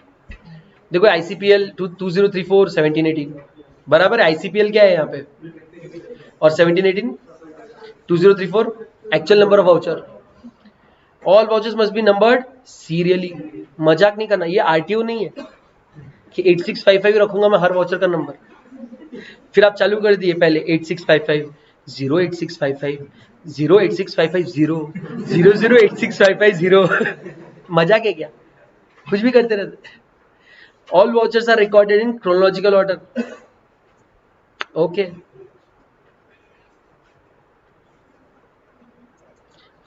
वो भी बता देखिए क्या बोल रहे हो। 15 अप्रैल का नंबर अगर 112 है तो उसके बाद की डेट का 112 के ऊपर का रहना चाहिए। बैक डेटेड या बैक नंबरिंग मत करो। लॉजिकल था ना सब? बोल रहा तुमको ये अकाउंटिंग फ्लो, ये जानबूझ के रखा, तुम लोग ड्रॉ करोगे इसलिए। दिखाना, बनाना है क्या? रुकना, इधर ही है मेरे पास मॉड्यूल भी अपने पास। हाँ ये देखो, ये रहा। अब तुमको अपनी आत्माओं के अगेंस्ट जाके ये बनाना पड़ेगा।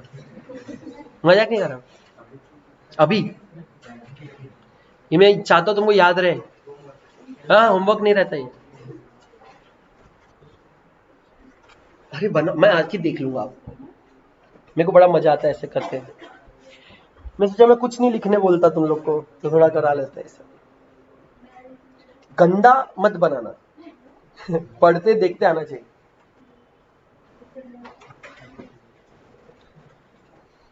अकाउंटिंग का फ्लो कैसा होता है बता रहे हो?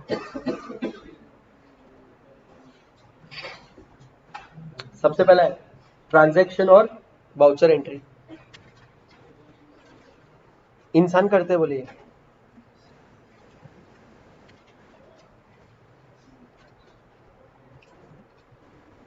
बस इंसान का काम खत्म, आगे का सब कुछ कौन कर रहा है? सॉफ्टवेयर।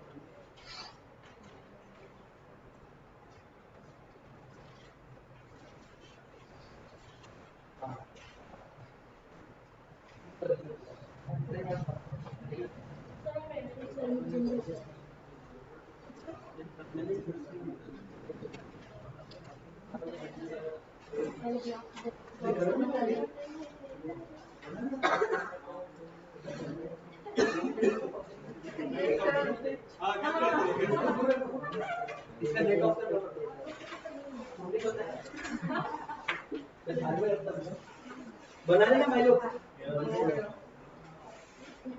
आगे तुम में आगे एरो भी मारना। एरो ओके, ये फ्लो ऑफ अकाउंटिंग है। जिंदगी में एक ट्रांजैक्शन होता है, उसके आप एक बार वाउचर एंट्री कर लेते हैं। सेल्स के ट्रांजैक्शन की कौन से वाउचर में एंट्री करोगे? सेल वाउचर में। उसको पोस्टिंग कैसे करोगे? पता नहीं। पता है क्या? कब लास्ट टाइम पोस्ट किए थे तुमने कुछ? कल? कौन से इसमें?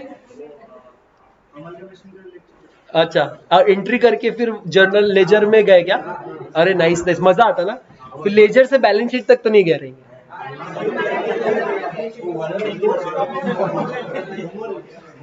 तो मतलब तुम लोग ने एक ट्रांजैक्शन पढ़ा क्वेश्चन में, उसका एक अकाउंटिंग एंट्री मारा, मतलब ऐसे जर्नल में एंट्री मारा, फिर उसको लेजर में, मतलब वो ऐसा जैसे कौन सा एंट्री क्या था?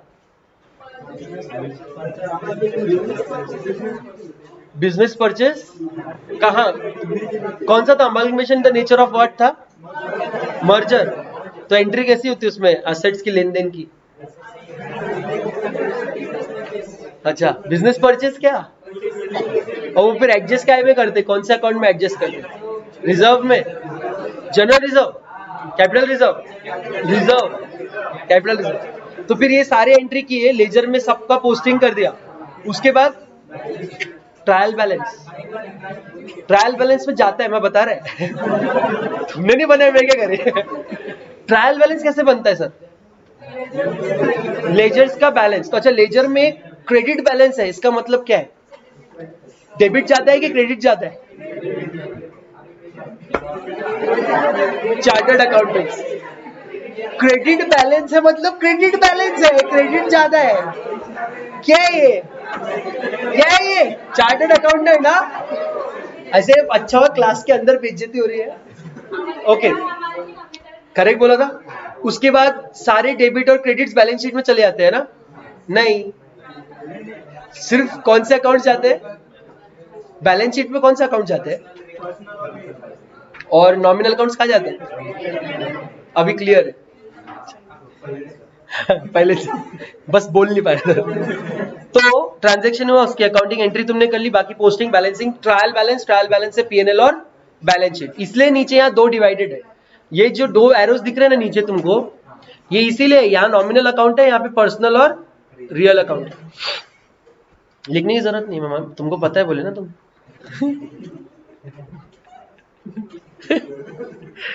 ये वाला पैरा भी पढ़ लो।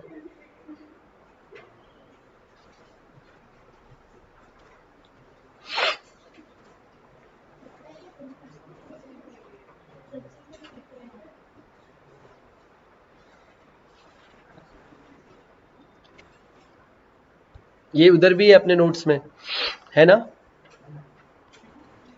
है ना? टाइप्स ऑफ लेजर देख ले क्या? अरे आलस मत करो लाइफ में, सब तुमको पता है, आग लगा देंगे आज। चलो फिर, ये तुमको पढ़ाना मतलब मेरे को शर्म आएगा, मैं तुमको पढ़ाने की कोशिश करूंगा तो चप्पल भी फेंकते आजकल लोग। ठीक है, सिर्फ एक काम कर लो ना, ये एक आखिरी है यार, क्या है ये, क्या है, इतना सा तो है, बन भी गया, देखो पीछे वालों का बन गया, बहुत स्मार्ट है, बन गया उसका, बन गया ना भाई, वो देखा है? वो बैठे पीछे इसलिए उनको बहुत वो ना ऐसा पूरा बराबर देख लेते हो क्लास को। अरे अच्छा अच्छा बना, नाइस, कलरफुल। वेरोनिका क्या हुआ? वेरोनिका मन में सोच रही कैसी बच्ची है। हाँ देखा?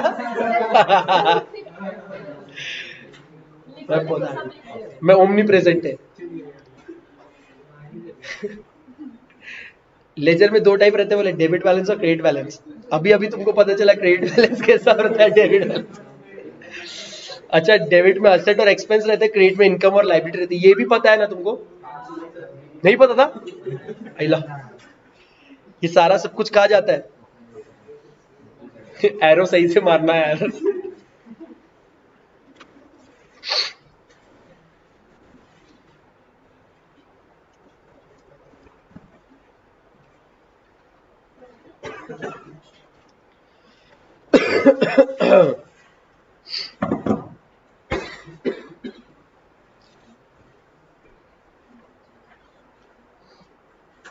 झालं का?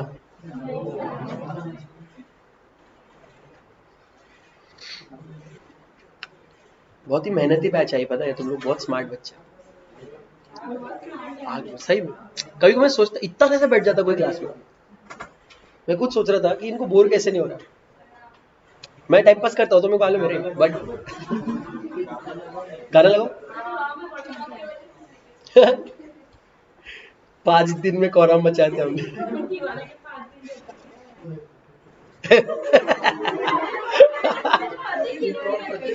पूरा दिवाला निकल गया था नहीं दिवाली में। अच्छा अच्छा अच्छा, ये बन गया क्या? झालं, डेकोरेशन बाकी है। एरो मारे ना ध्यान से देख लो, लाइबिलिटी बैलेंस शीट में गई ना। चलो आगे जा रहा है मैं।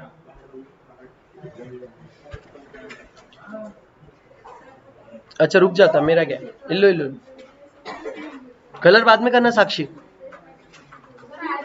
एरोस बाकी है। अरे मन से कर लो, इतने तो पता है अपने को कौन सा अकाउंट किधर जाता है। इनकम और एक्सपेंस कहा जाता है, और असेट्स एंड लाइबिलिटीज, और इनकम एंड एक्सपेंडिचर अकाउंट में क्या जाता है फिर? पीएनएल जाता है। पीएनएल इनकम एक्सपेंडिचर में आगे रे, आगे तुम में एक आगे अलग लेवल के आगे, रामगोपाल वर्मा की आगे। चलो चलो चलो आगे देखो क्या बोल रहा है। Basic objective of accounting software is to generate 2 primary accounting reports, balance sheet और पीएनएल। ऐसा हमेशा 2 प्राइमरी बोला तो यही 2 रिपोर्ट रहते हैं भाई।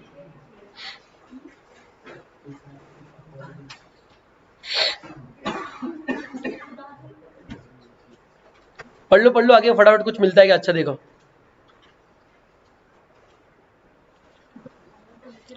कैसा है चैप्टर में पढ़ाने लायक वाला पार्ट अपन अच्छे से बैठ के पढ़ेंगे, जो पढ़ाने लायक नहीं हो फास्ट फास्ट अपन देख लेंगे फटाफट।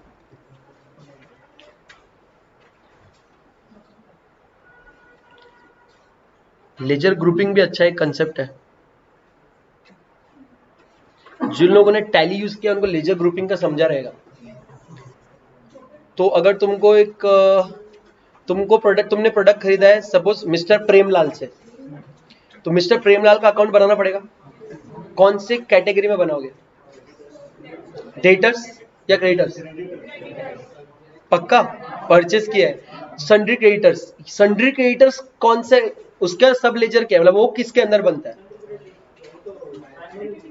हाँ बट वो किसके अंदर, बैलेंस शीट में किधर जाता है वो? लाइबिलिटी के अंदर, करंट या करंट लाइबिलिटीज, और करंट लाइबिलिटीज आती है लाइबिलिटीज के अंदर। तो ये इसको बोलते हैं ग्रुपिंग।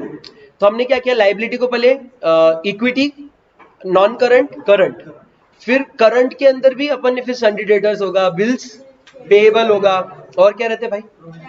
अच्छा, लोन्स एंड एडवांसेस भी होते हैं, प्रोविजंस भी होते हैं। ये सारे अकाउंट्स को अपने को ग्रुपिंग करना पड़ता है। अगर बैंक अकाउंट है तुम्हारा, सपोज एचडीएफसी में बैंक है, तो एचडीएफसी अकाउंट ओपन करना पड़ेगा under bank account. Bank account का रहता है टैली में, bank account is under current asset, current asset is under asset.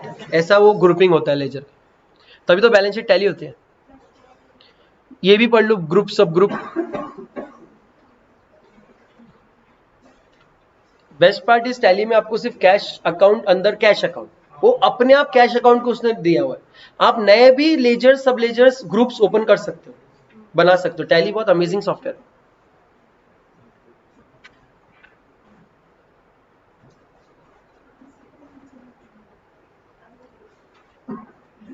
आगे पढ़ू क्या? पढ़ो पढ़ो।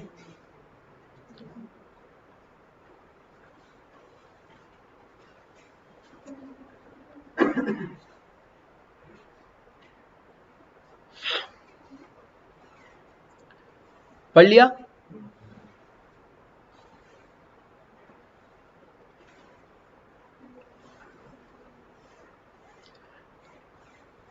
टेक्निकल कंसेप्ट पे जा रहा हूं मैं। Nowadays almost all financial and accounting systems are computerised, बराबर है? It is necessary to understand how does it work. We are going to understand technical concept from the perspective of non-technical person or a layman who does not understand technicalities and does not want to go into technical details. हमको accounting software कैसे बना उसमें कोई interest नहीं। Accounting software काम वही कर रहा है जो हम फिजिकली करते थे, ये बस देखने का। पहला, सॉफ्टवेयर में दो एंड रहते हैं, फ्रंट एंड और back and. Front end is क्या होता है? फ्रंट एंड आपका ओवरऑल सॉफ्टवेयर जो आपको नजर आता है और आप जिससे इंटरैक्ट कर रहे हो। बैक एंड वो पार्ट है जो आप डायरेक्टली इंटरैक्ट नहीं कर रहे हैं, लेकिन वो किससे इंटरैक्ट करता है? फ्रंट एंड से, और आपके लिए प्रोडक्ट करता है। ठीक है, पढ़ लिया? उतना पार्ट पढ़ लो, फटाक से देख लो।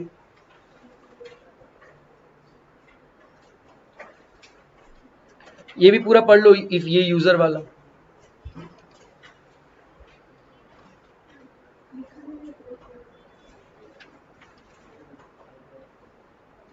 कुछ भी रॉकेट साइंस नहीं है इधर आज।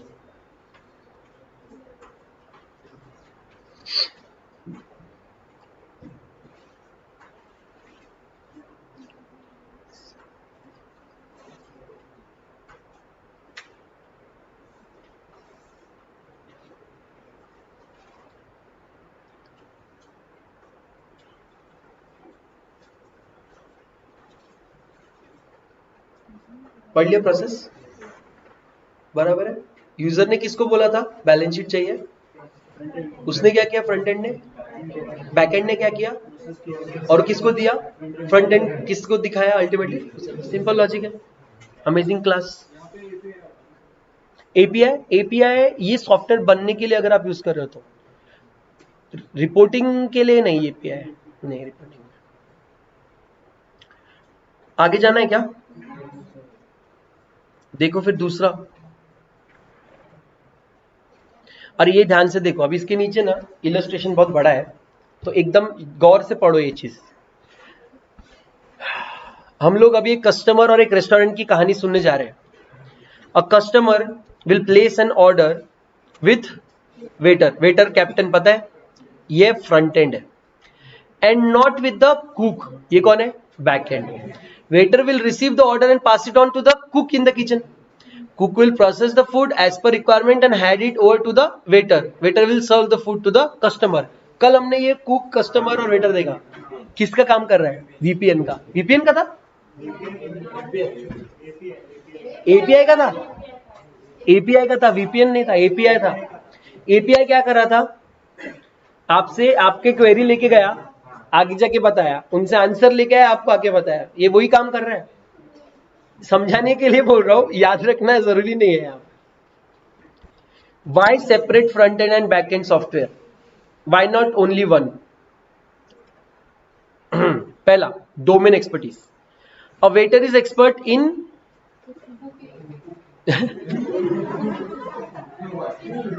समझ रहे हो वहां पे क्या मिसिंग है? वहां पे टेक्स्ट मिसिंग है। देखो देखते क्या टेक्स्ट है। A waiter is expert in handling customers and a cook is an expert in, क्या आप उतना लिखेंगे वहां पे? नहीं तो पूरा कोहराम मच जाएगा जिंदगी में आपके। आपसे ऑर्डर लिया, अंदर जाके बनाने बैठ गया और खा लिया अंदर ही।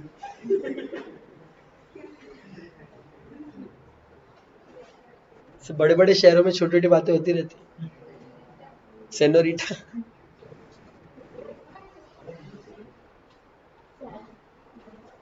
काय झाला? साक्षी बहुत छुप छुप की बातें कर रही है आजकल। हाइट का फायदा उठा रही साक्षी। चलो भाई, लिख लिया क्या?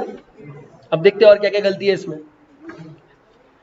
Okay, this two jobs are separate and should be mixed ki should not be mixed, should not be mixed, both the jobs must be performed with topmost quality. Front end software is meant for handling request from users. तो front end software कैसा रहेगा? बहुत user friendly, है ना, दिखने में easy, ज्यादा confusing नहीं, प्लेन सिंपल यूआई है, क्लिक क्या करने का एकदम क्लियरली दिखते रहना चाहिए। बैकएंड ऐसा रहना जरूरी है क्या? बैकएंड में कुछ भी यूआई नहीं रहा तो भी चलेगा, कुछ भी नहीं रहता भी नहीं, वो डायरेक्ट कोर परफॉर्मिंग के काम करता है बैकएंड। तो बैकएंड कैसा रहना चाहिए? Strong performer. फ्रंट एंड कैसा होना चाहिए? User friendly.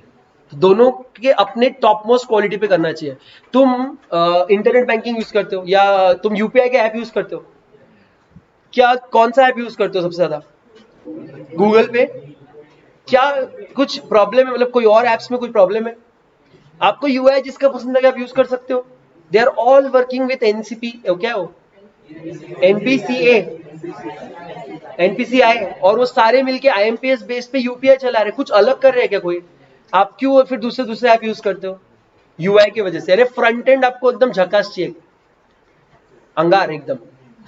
बैक एंड सब साला सेम है, सबका काम वही है, सब एक ही जगह जाने वाले हैं, तुम्हारा पैसा निकलने वाला है, दूसरे के अकाउंट में जाने वाला है। प्रॉब्लम क्या है फिर? एक ही ऐप क्यों नहीं रखते? सबके मोबाइल में कम से कम 2 या 3 यूपीआई ऐप है कि नहीं अभी आज के डेट में? अननेसेसरी स्क्रैच करते बैठे जिंदगी में। बेटर लक नेक्स्ट टाइम ही नहीं आ रहा कभी लाइफ में। ऐसा है। प्रेजेंटेशन इज अ मैटर बोले। ये तुमको भी लाइन नहीं आई क्या बीच में 3 जगह? ये बीच में लाइन नहीं आई क्या तुमको भी? तो फिर मार लो। क्या है? ठीक है, प्रेजेंटेशन देख लो भाई। Waiter can present himself as well as food in a better way. Everybody likes good presentation. One cannot expect a good presentable cook as he or she works in a kitchen. बराबर है? तो backend से आप UI expect मत करो। इधर भी देख लो, पढ़ लो क्या लिखा है।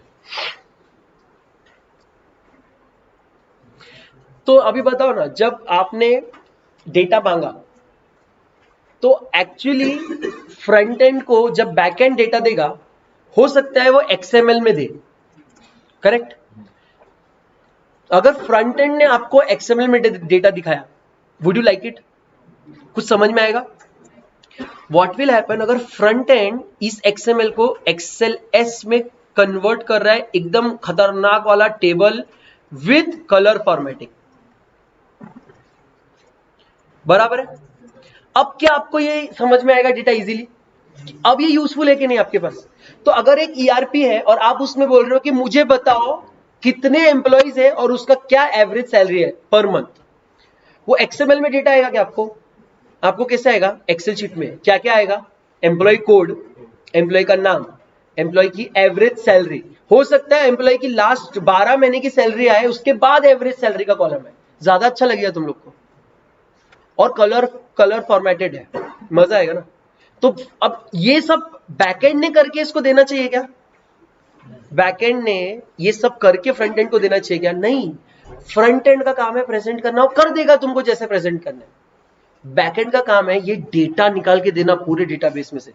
वो अपने सारे एम्प्लॉइज का निकाला, वी लुकअप या जो भी फॉर्मेट लगा के उसने सारे लोगों की सैलरी निकाली, हर एक लोगों के लास्ट 12 मंथ्स की सैलरी को ऐड किया, डिवाइड किया 12 से, एवरेज सैलरी निकाली, और ये सारा डेटा एक्सएमएल में किसको दे दिया? Front end.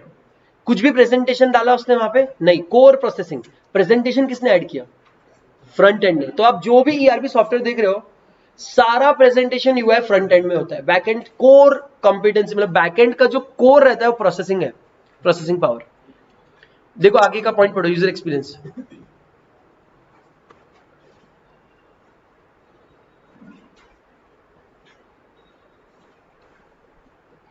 क्या यूजर अपना ये जो वेटर है वो फूड बनने के पहले उसको कुछ करता है क्या? थोड़ा भी कंप्यूटेशन का काम फ्रंट एंड नहीं करता, ऑल कंप्यूटेशन काम कौन करता है? Back and. उधर वही लिखा है।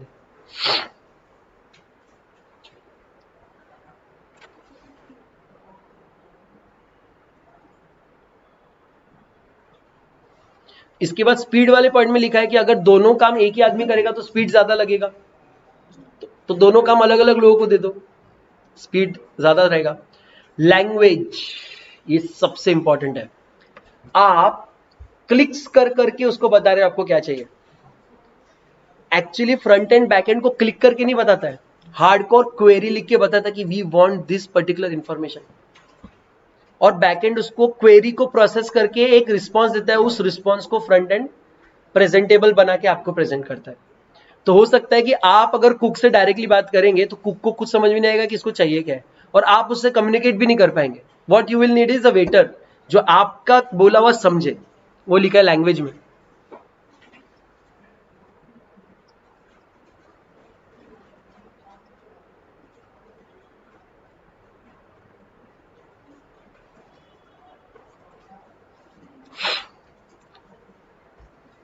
देखो, back and speaks the technical language, दिख रहा है क्या? फ्रंट एंड कौन सी लैंग्वेज स्पीक करता है, टेक्निकल या यूजर लैंग्वेज? दोनों। उसको यूजर से रिक्वेस्ट लेना है और टेक्निकल को सपोर्ट करना, दोनों लैंग्वेज आएगा उससे। समझ गएगा भाई लोग? इजी था क्या? क्या क्या देखा आपने इसमें?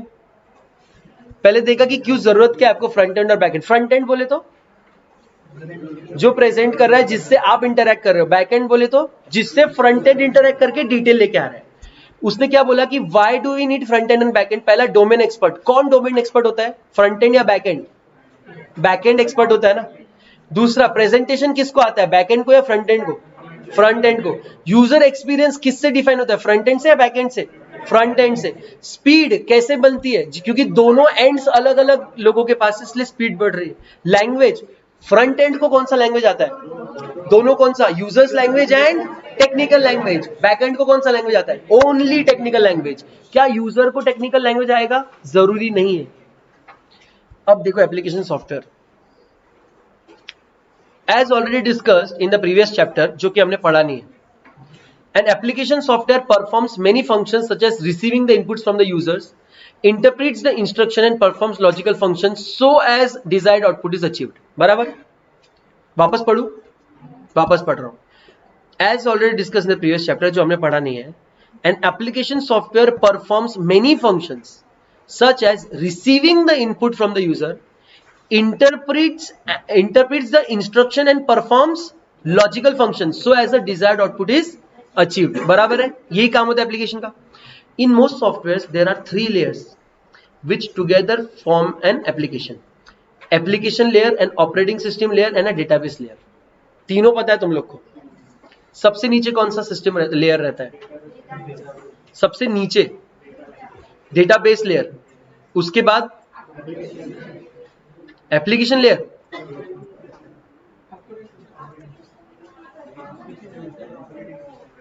सबसे नीचे क्या रहेगा? Operating system.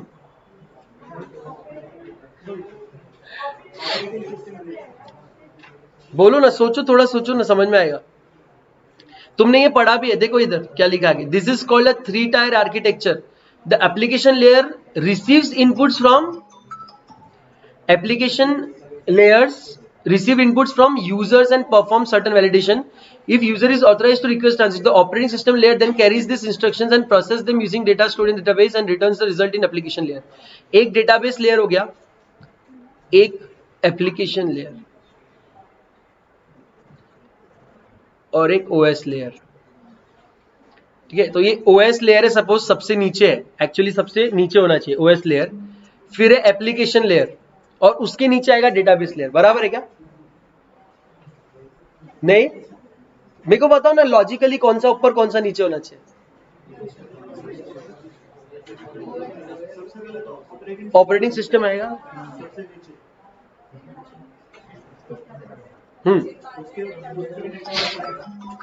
डेटाबेस,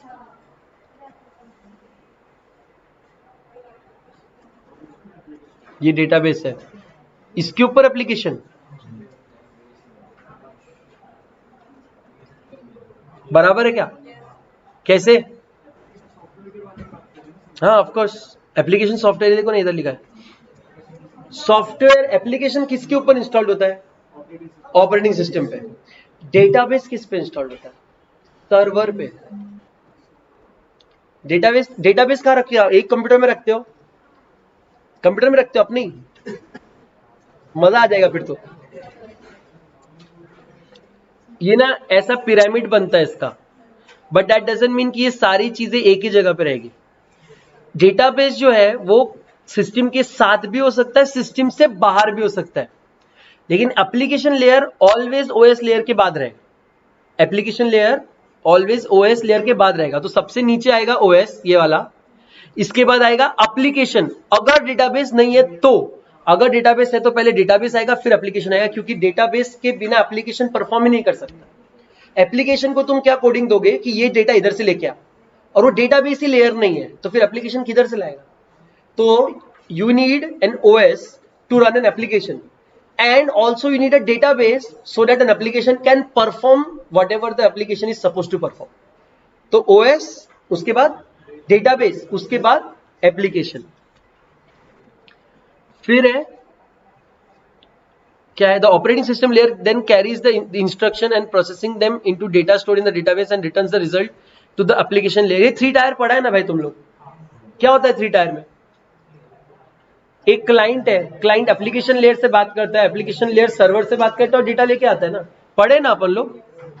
बस तुम लोग ने पढ़ते वक्त ऐसे पढ़ा था, ऐसा ऐसा और ऐसा। यहाँ पे था एप्लीकेशन, नहीं यहाँ पे था यूजर, यहाँ पे था एप्लीकेशन और यहाँ पे था सर्वर। बस तुमने ऐसे पढ़ा है, तो ऐसा टेढ़ा कर दो उसको। अब बोलो बाद में। Database layer stores the data in certain form for transaction because all 3 layers need to be invoked. बराबर है। Most application software is built on this model these days. Examples of application software would include SAP. SAP सुना है? SAP देखा है? नहीं देखा? देखना।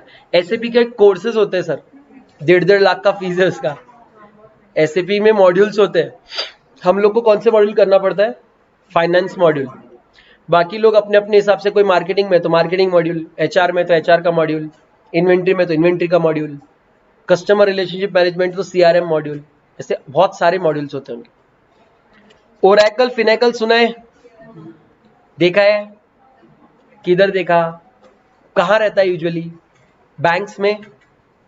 देखा है क्या? नहीं देखा? फिनेकल नहीं देखा? अरे झांकने का ना, बैंक वाली आंटी जब करती रहती ना कुछ तो देख लेने का। ऐसे फिनाइकल ही रहता हो, कांच रहते क्या? एसबीआई वाले हो तुम लोग। एमएफजी प्रो, ऐसे बहुत सारे सॉफ्टवेयर्स है, ये सारे एप्लीकेशन सॉफ्टवेयर्स है। अब हमने एक और कंसेप्ट देखा था, इंस्टॉल्ड। क्या हुआ भाई? जोश में आ गई। एक और कंसेप्ट देखा था, इंस्टॉल्ड एप्लीकेशन और वेब एप्लीकेशन। इंस्टॉल एप्लीकेशन बोले तो क्या? जो आपके लैपटॉप में आपने इंस्टॉल करके रखे। वेब एप्लीकेशन मतलब क्या? जो आपने आपके लैपटॉप में इंस्टॉल नहीं किए लेकिन आप आपके लैपटॉप से यूज कर रहे हो। जैसे हमने गूगल का वो क्लाउड सॉफ्टवेयर देखे। क्लाउड सॉफ्टवेयर आप एक्चुअल इंस्टॉल नहीं करते हो बट यूज कर सकते हो। कर सकते हो कि नहीं? सॉफ्टवेयर एज अ सर्विस अगर आपको दे रहा है कोई, वो सॉफ्टवेयर आपको ओनरशिप नहीं मिलता है, आपको यूज करने नहीं मिलता है, आपको ऑनलाइन यूज करना पड़ता है सॉफ्टवेयर।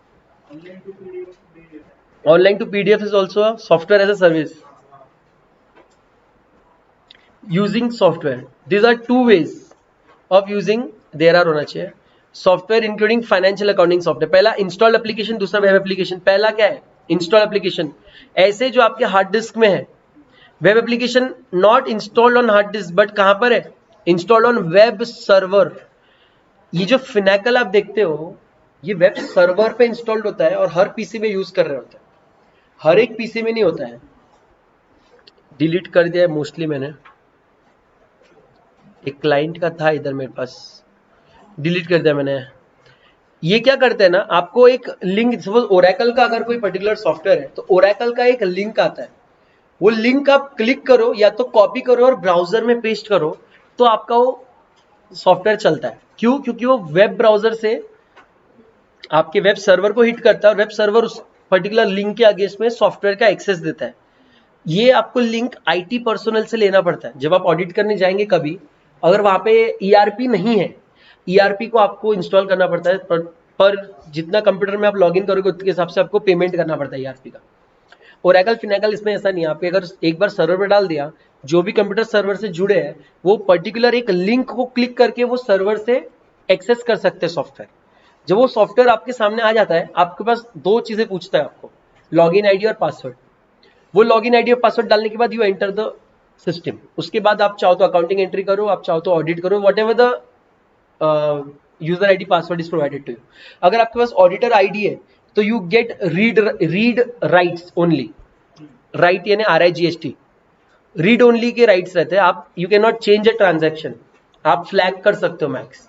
जब आप नॉर्मल एम्प्लॉय के लॉगिन करते हो तो you have read and write, मतलब you can change, make changes, you can enter a transaction. Except होगा क्या पता नहीं, but you can enter transaction being an employee. तो ये सारी चीजें आपको वेब एप्लीकेशन, ये इंटरनेट पे नहीं होता है सर, सर्वर पे है। क्यों सर्वर पे है? एक जगह पे डाला है, एक जगह मैनेज करेंगे, इजी रहेगा। आपने उस सॉफ्टवेयर को वर्चुअलाइज कर लिया है और हर जगह यूज कर रहे हो। तीसरा होता है क्लाउड। ये आपके पास है ही नहीं और आप यूज कर रहे हैं। करेक्ट है ना? क्लाउड पढ़ा है ना अपन ने, ये पढ़ लो ये पैरा फटाक से। नीचे सास का जिक्र किया है उसने, सास का, और इयास का भी जिक्र किया है उसने। क्या हम इन दोनों भाई लोग को जानते हैं?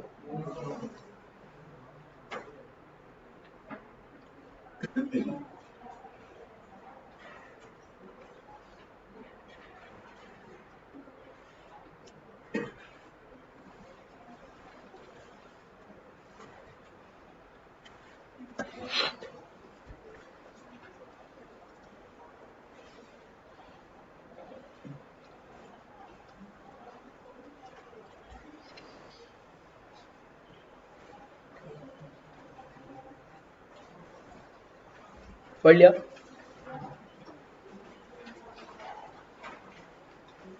आपके सर्वर पे अगर टैली ERP9 गोल्ड डाला हुआ है तो कौन सा सॉफ्टवेयर है तीनों में कैटेगरी में से? नहीं, सर्वर पे इंस्टॉल्ड है टैली ERP9, हर एक सिस्टम पे नहीं है,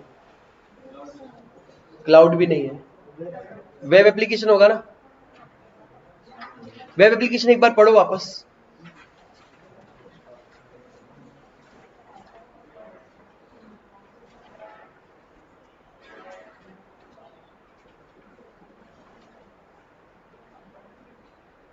कहां पे इंस्टॉल कर रहे हो आप लोग? वेब पे। टैली ERP9 गोल्ड वर्जन देखा ना, मल्टी यूजर एडिशन वाला, उसमें सारा डेटा आपका उधर इंस्टॉल्ड रहता है सर्वर पे, और बाकी जगह पे भी आप टैली, जहां पे आपने लाइसेंस रखे हैं उन कंप्यूटर्स पे आप टैली यूज कर सकते हो। हर एक कंप्यूटर पे टैली इंस्टॉल्ड नहीं रहता है, उसमें रहता है क्या? नहीं। टैली के क्लाइंट और सर्वर दोनों आते हैं, दो मॉडल रहते हैं टैली के। जो सिंगल यूजर है मेरे ऐसा कहा है, ये tally ERP9 single user addition है, ये मेरे सिस्टम पे इंस्टॉल्ड है, पूरा डेटा इधर ही जाता है मेरे को, इधर ही मैं ये यहाँ पे मेरे क्लाइंट का डेटा मैं किसी और को शेयर नहीं कर सकता, दिखा नहीं सकता, कोई और कंप्यूटर से वर्क भी नहीं कर सकता। वेब पे इंस्टॉल्ड सॉफ्टवेयर को मैं मल्टीपल जगह से काम कर सकता हूँ। यानी आप ही के ऑफिस में जो टैली होता है, सपोज करण ने अगर उसमें कोई एंट्री की और उसने बंद किया, इंस्टेंटली वेरोनिका दूसरे लैपटॉप से वही क्लाइंट का अगर फाइल ओपन करता है, करण का किया हुआ एंट्री उसमें रिफ्लेक्ट होता है।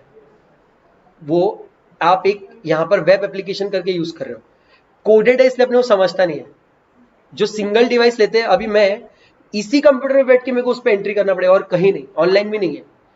और एक तीसरा होता है जो हमने क्विक बुक्स देखा, क्या आपके लैपटॉप पे इंस्टॉल्ड होता है? क्विक बुक्स आपने देखा नहीं, मैं बताता हूँ, इंस्टॉल्ड नहीं होता है। You have to just go to quickbooks.com, वहां पे जाके आप लॉगिन आईडी पासवर्ड डाल के लॉगिन करो। The moment you log in, पूरा आपका फाइनेंशियल्स आपके सामने आ जाता है। क्विक बुक्स का इंटीग्रेशन लेवल इतना है कि आप ऑनलाइन पेमेंट कर सकते हो क्विक बुक्स से। पेमेंट करते ही पेमेंट की एंट्री वो ऑटोमेटिक कर देता है, you just have to approve the entry. मतलब समझ रहे हो, बैंक रिकंसिलेशन हम अभी तक कर रहे हैं, वो बैंकिंग की एंट्री करके दे रहा है सॉफ्टवेयर। और इंडिया में सबसे ज्यादा काम यही आउटसोर्स होता है, पेमेंट करना, पेमेंट रिसीव करना और उसको रिकंसाइल करना। इसको बोलते हैं account payable and account receivable management. अभी अगर तुमको वेबसाइट बताया क्या मैंने, अपवर्क पे जाओगे तो तुमको सबसे ज्यादा यही काम मिलेंगे, manage account payable, manage account receivable. बोलते हैं हमारे पास बहुत ट्रांजैक्शन है लेकिन account payable account receivable manage करने के लिए लोग नहीं है, और इसकी वजह से वो लोग इंडिया जैसे कंट्रीज में आ रहे हैं जहाँ पे अकाउंटिंग के प्रोफेशनल्स ज्यादा है और काम कम है। तो हम लोग यहाँ बैठ के उनका accounts payable account receivable manage करके देते हैं। इंस्टॉल एप्लीकेशन जो मैंने सिंगल यूजर टैली बताया, वेब एप्लीकेशन तुम ओरेकल का, फिनाइकल या बैंकिंग का जो सॉफ्टवेयर होता है वो अज्यूम कर लो, क्योंकि वो इंटरनेट और सर्वर ये दोनों बेस पे चलता है, लेकिन उसका डेटा क्लाउड पे नहीं होता है, डेटा बैंक का होता है, बैंक अपने खुद के सर्वर में सेव करता है। लेकिन quick books is a entirely cloud based financial software. Quick books में सारा डेटा क्लाउड पे सेव होता है, क्विक बुक्स के खुद के सर्वर पे सेव हो रहा है, आपको जस्ट एक्सेस मिलता है। मोबाइल से भी क्विक बुक्स ओपन होता है सर, और मोबाइल से भी आप उसमें एंट्रीज कर सकते हो, बैलेंस शीट पैनल देख सकते हो, मेनी टाइप के रिपोर्ट्स कर सकते हो, मेल मैसेजेस कर सकते हो। क्लाइंट कस्टमर्स को क्विक बुक्स भी डायरेक्टली रिमाइंडर मैसेज डालता है कि आपका 30 डेज का क्रेडिट पीरियड होने वाला है, पेमेंट कर दो। ये लेवल ऑफ इंटीग्रेशन है क्विक बुक्स। देख लो भाई कुछ एडवांटेजेस एंड डिसएडवांटेजेस, ये आज खत्म ही कर देंगे अपन, ज्यादा बचा नहीं, अब 5 पेज ऐसे यू हो जाएंगे। ब्रेक चाहिए तुमको? ये नहीं कर लो अगर चाहिए, मेरे को मना ही नहीं है। अरे कैसा है, इंटरेस्टिंग पार्ट चल रहा है, तुम लोग डाउन हो गए। एक काम करते ना, ब्रेक लेते ना 5 मिनट का, खत्म ही है, 5 ही पेज बचे। एक 5 मिनट का ब्रेक लेते हैं, मेरा भी गला ठीक हो जाता 5 मिनट, है ना? अरे सो स्वीट। 3.05 हुए, 3.10 पे मिल ले, ज्यादा दिया, अरे कम नहीं दिया, अकाउंटिंग मतलब ठीक है, मैथ सही। 3.10 चाय नहीं, जाओ जाओ पियो पियो। 3.10 ना, जितने जल्दी तुम लोग आओगे उतने जल्दी कंप्लीट करके घर को जाएंगे अपन।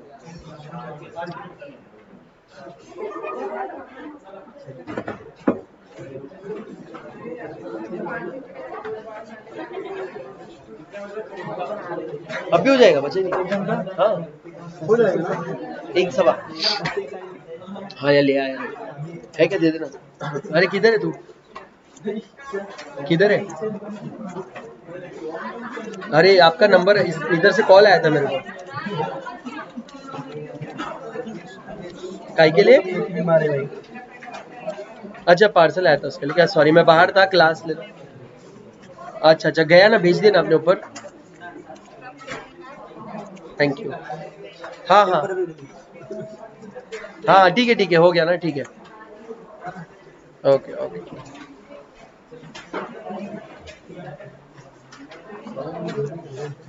अरे लकी किधर घूम रहा है तू?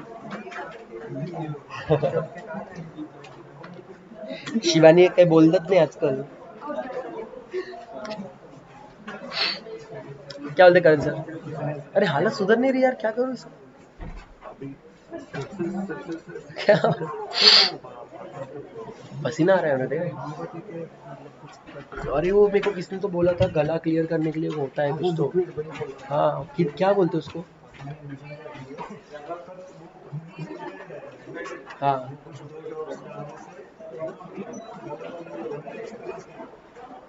नाम में पता नहीं ना। हाँ हाँ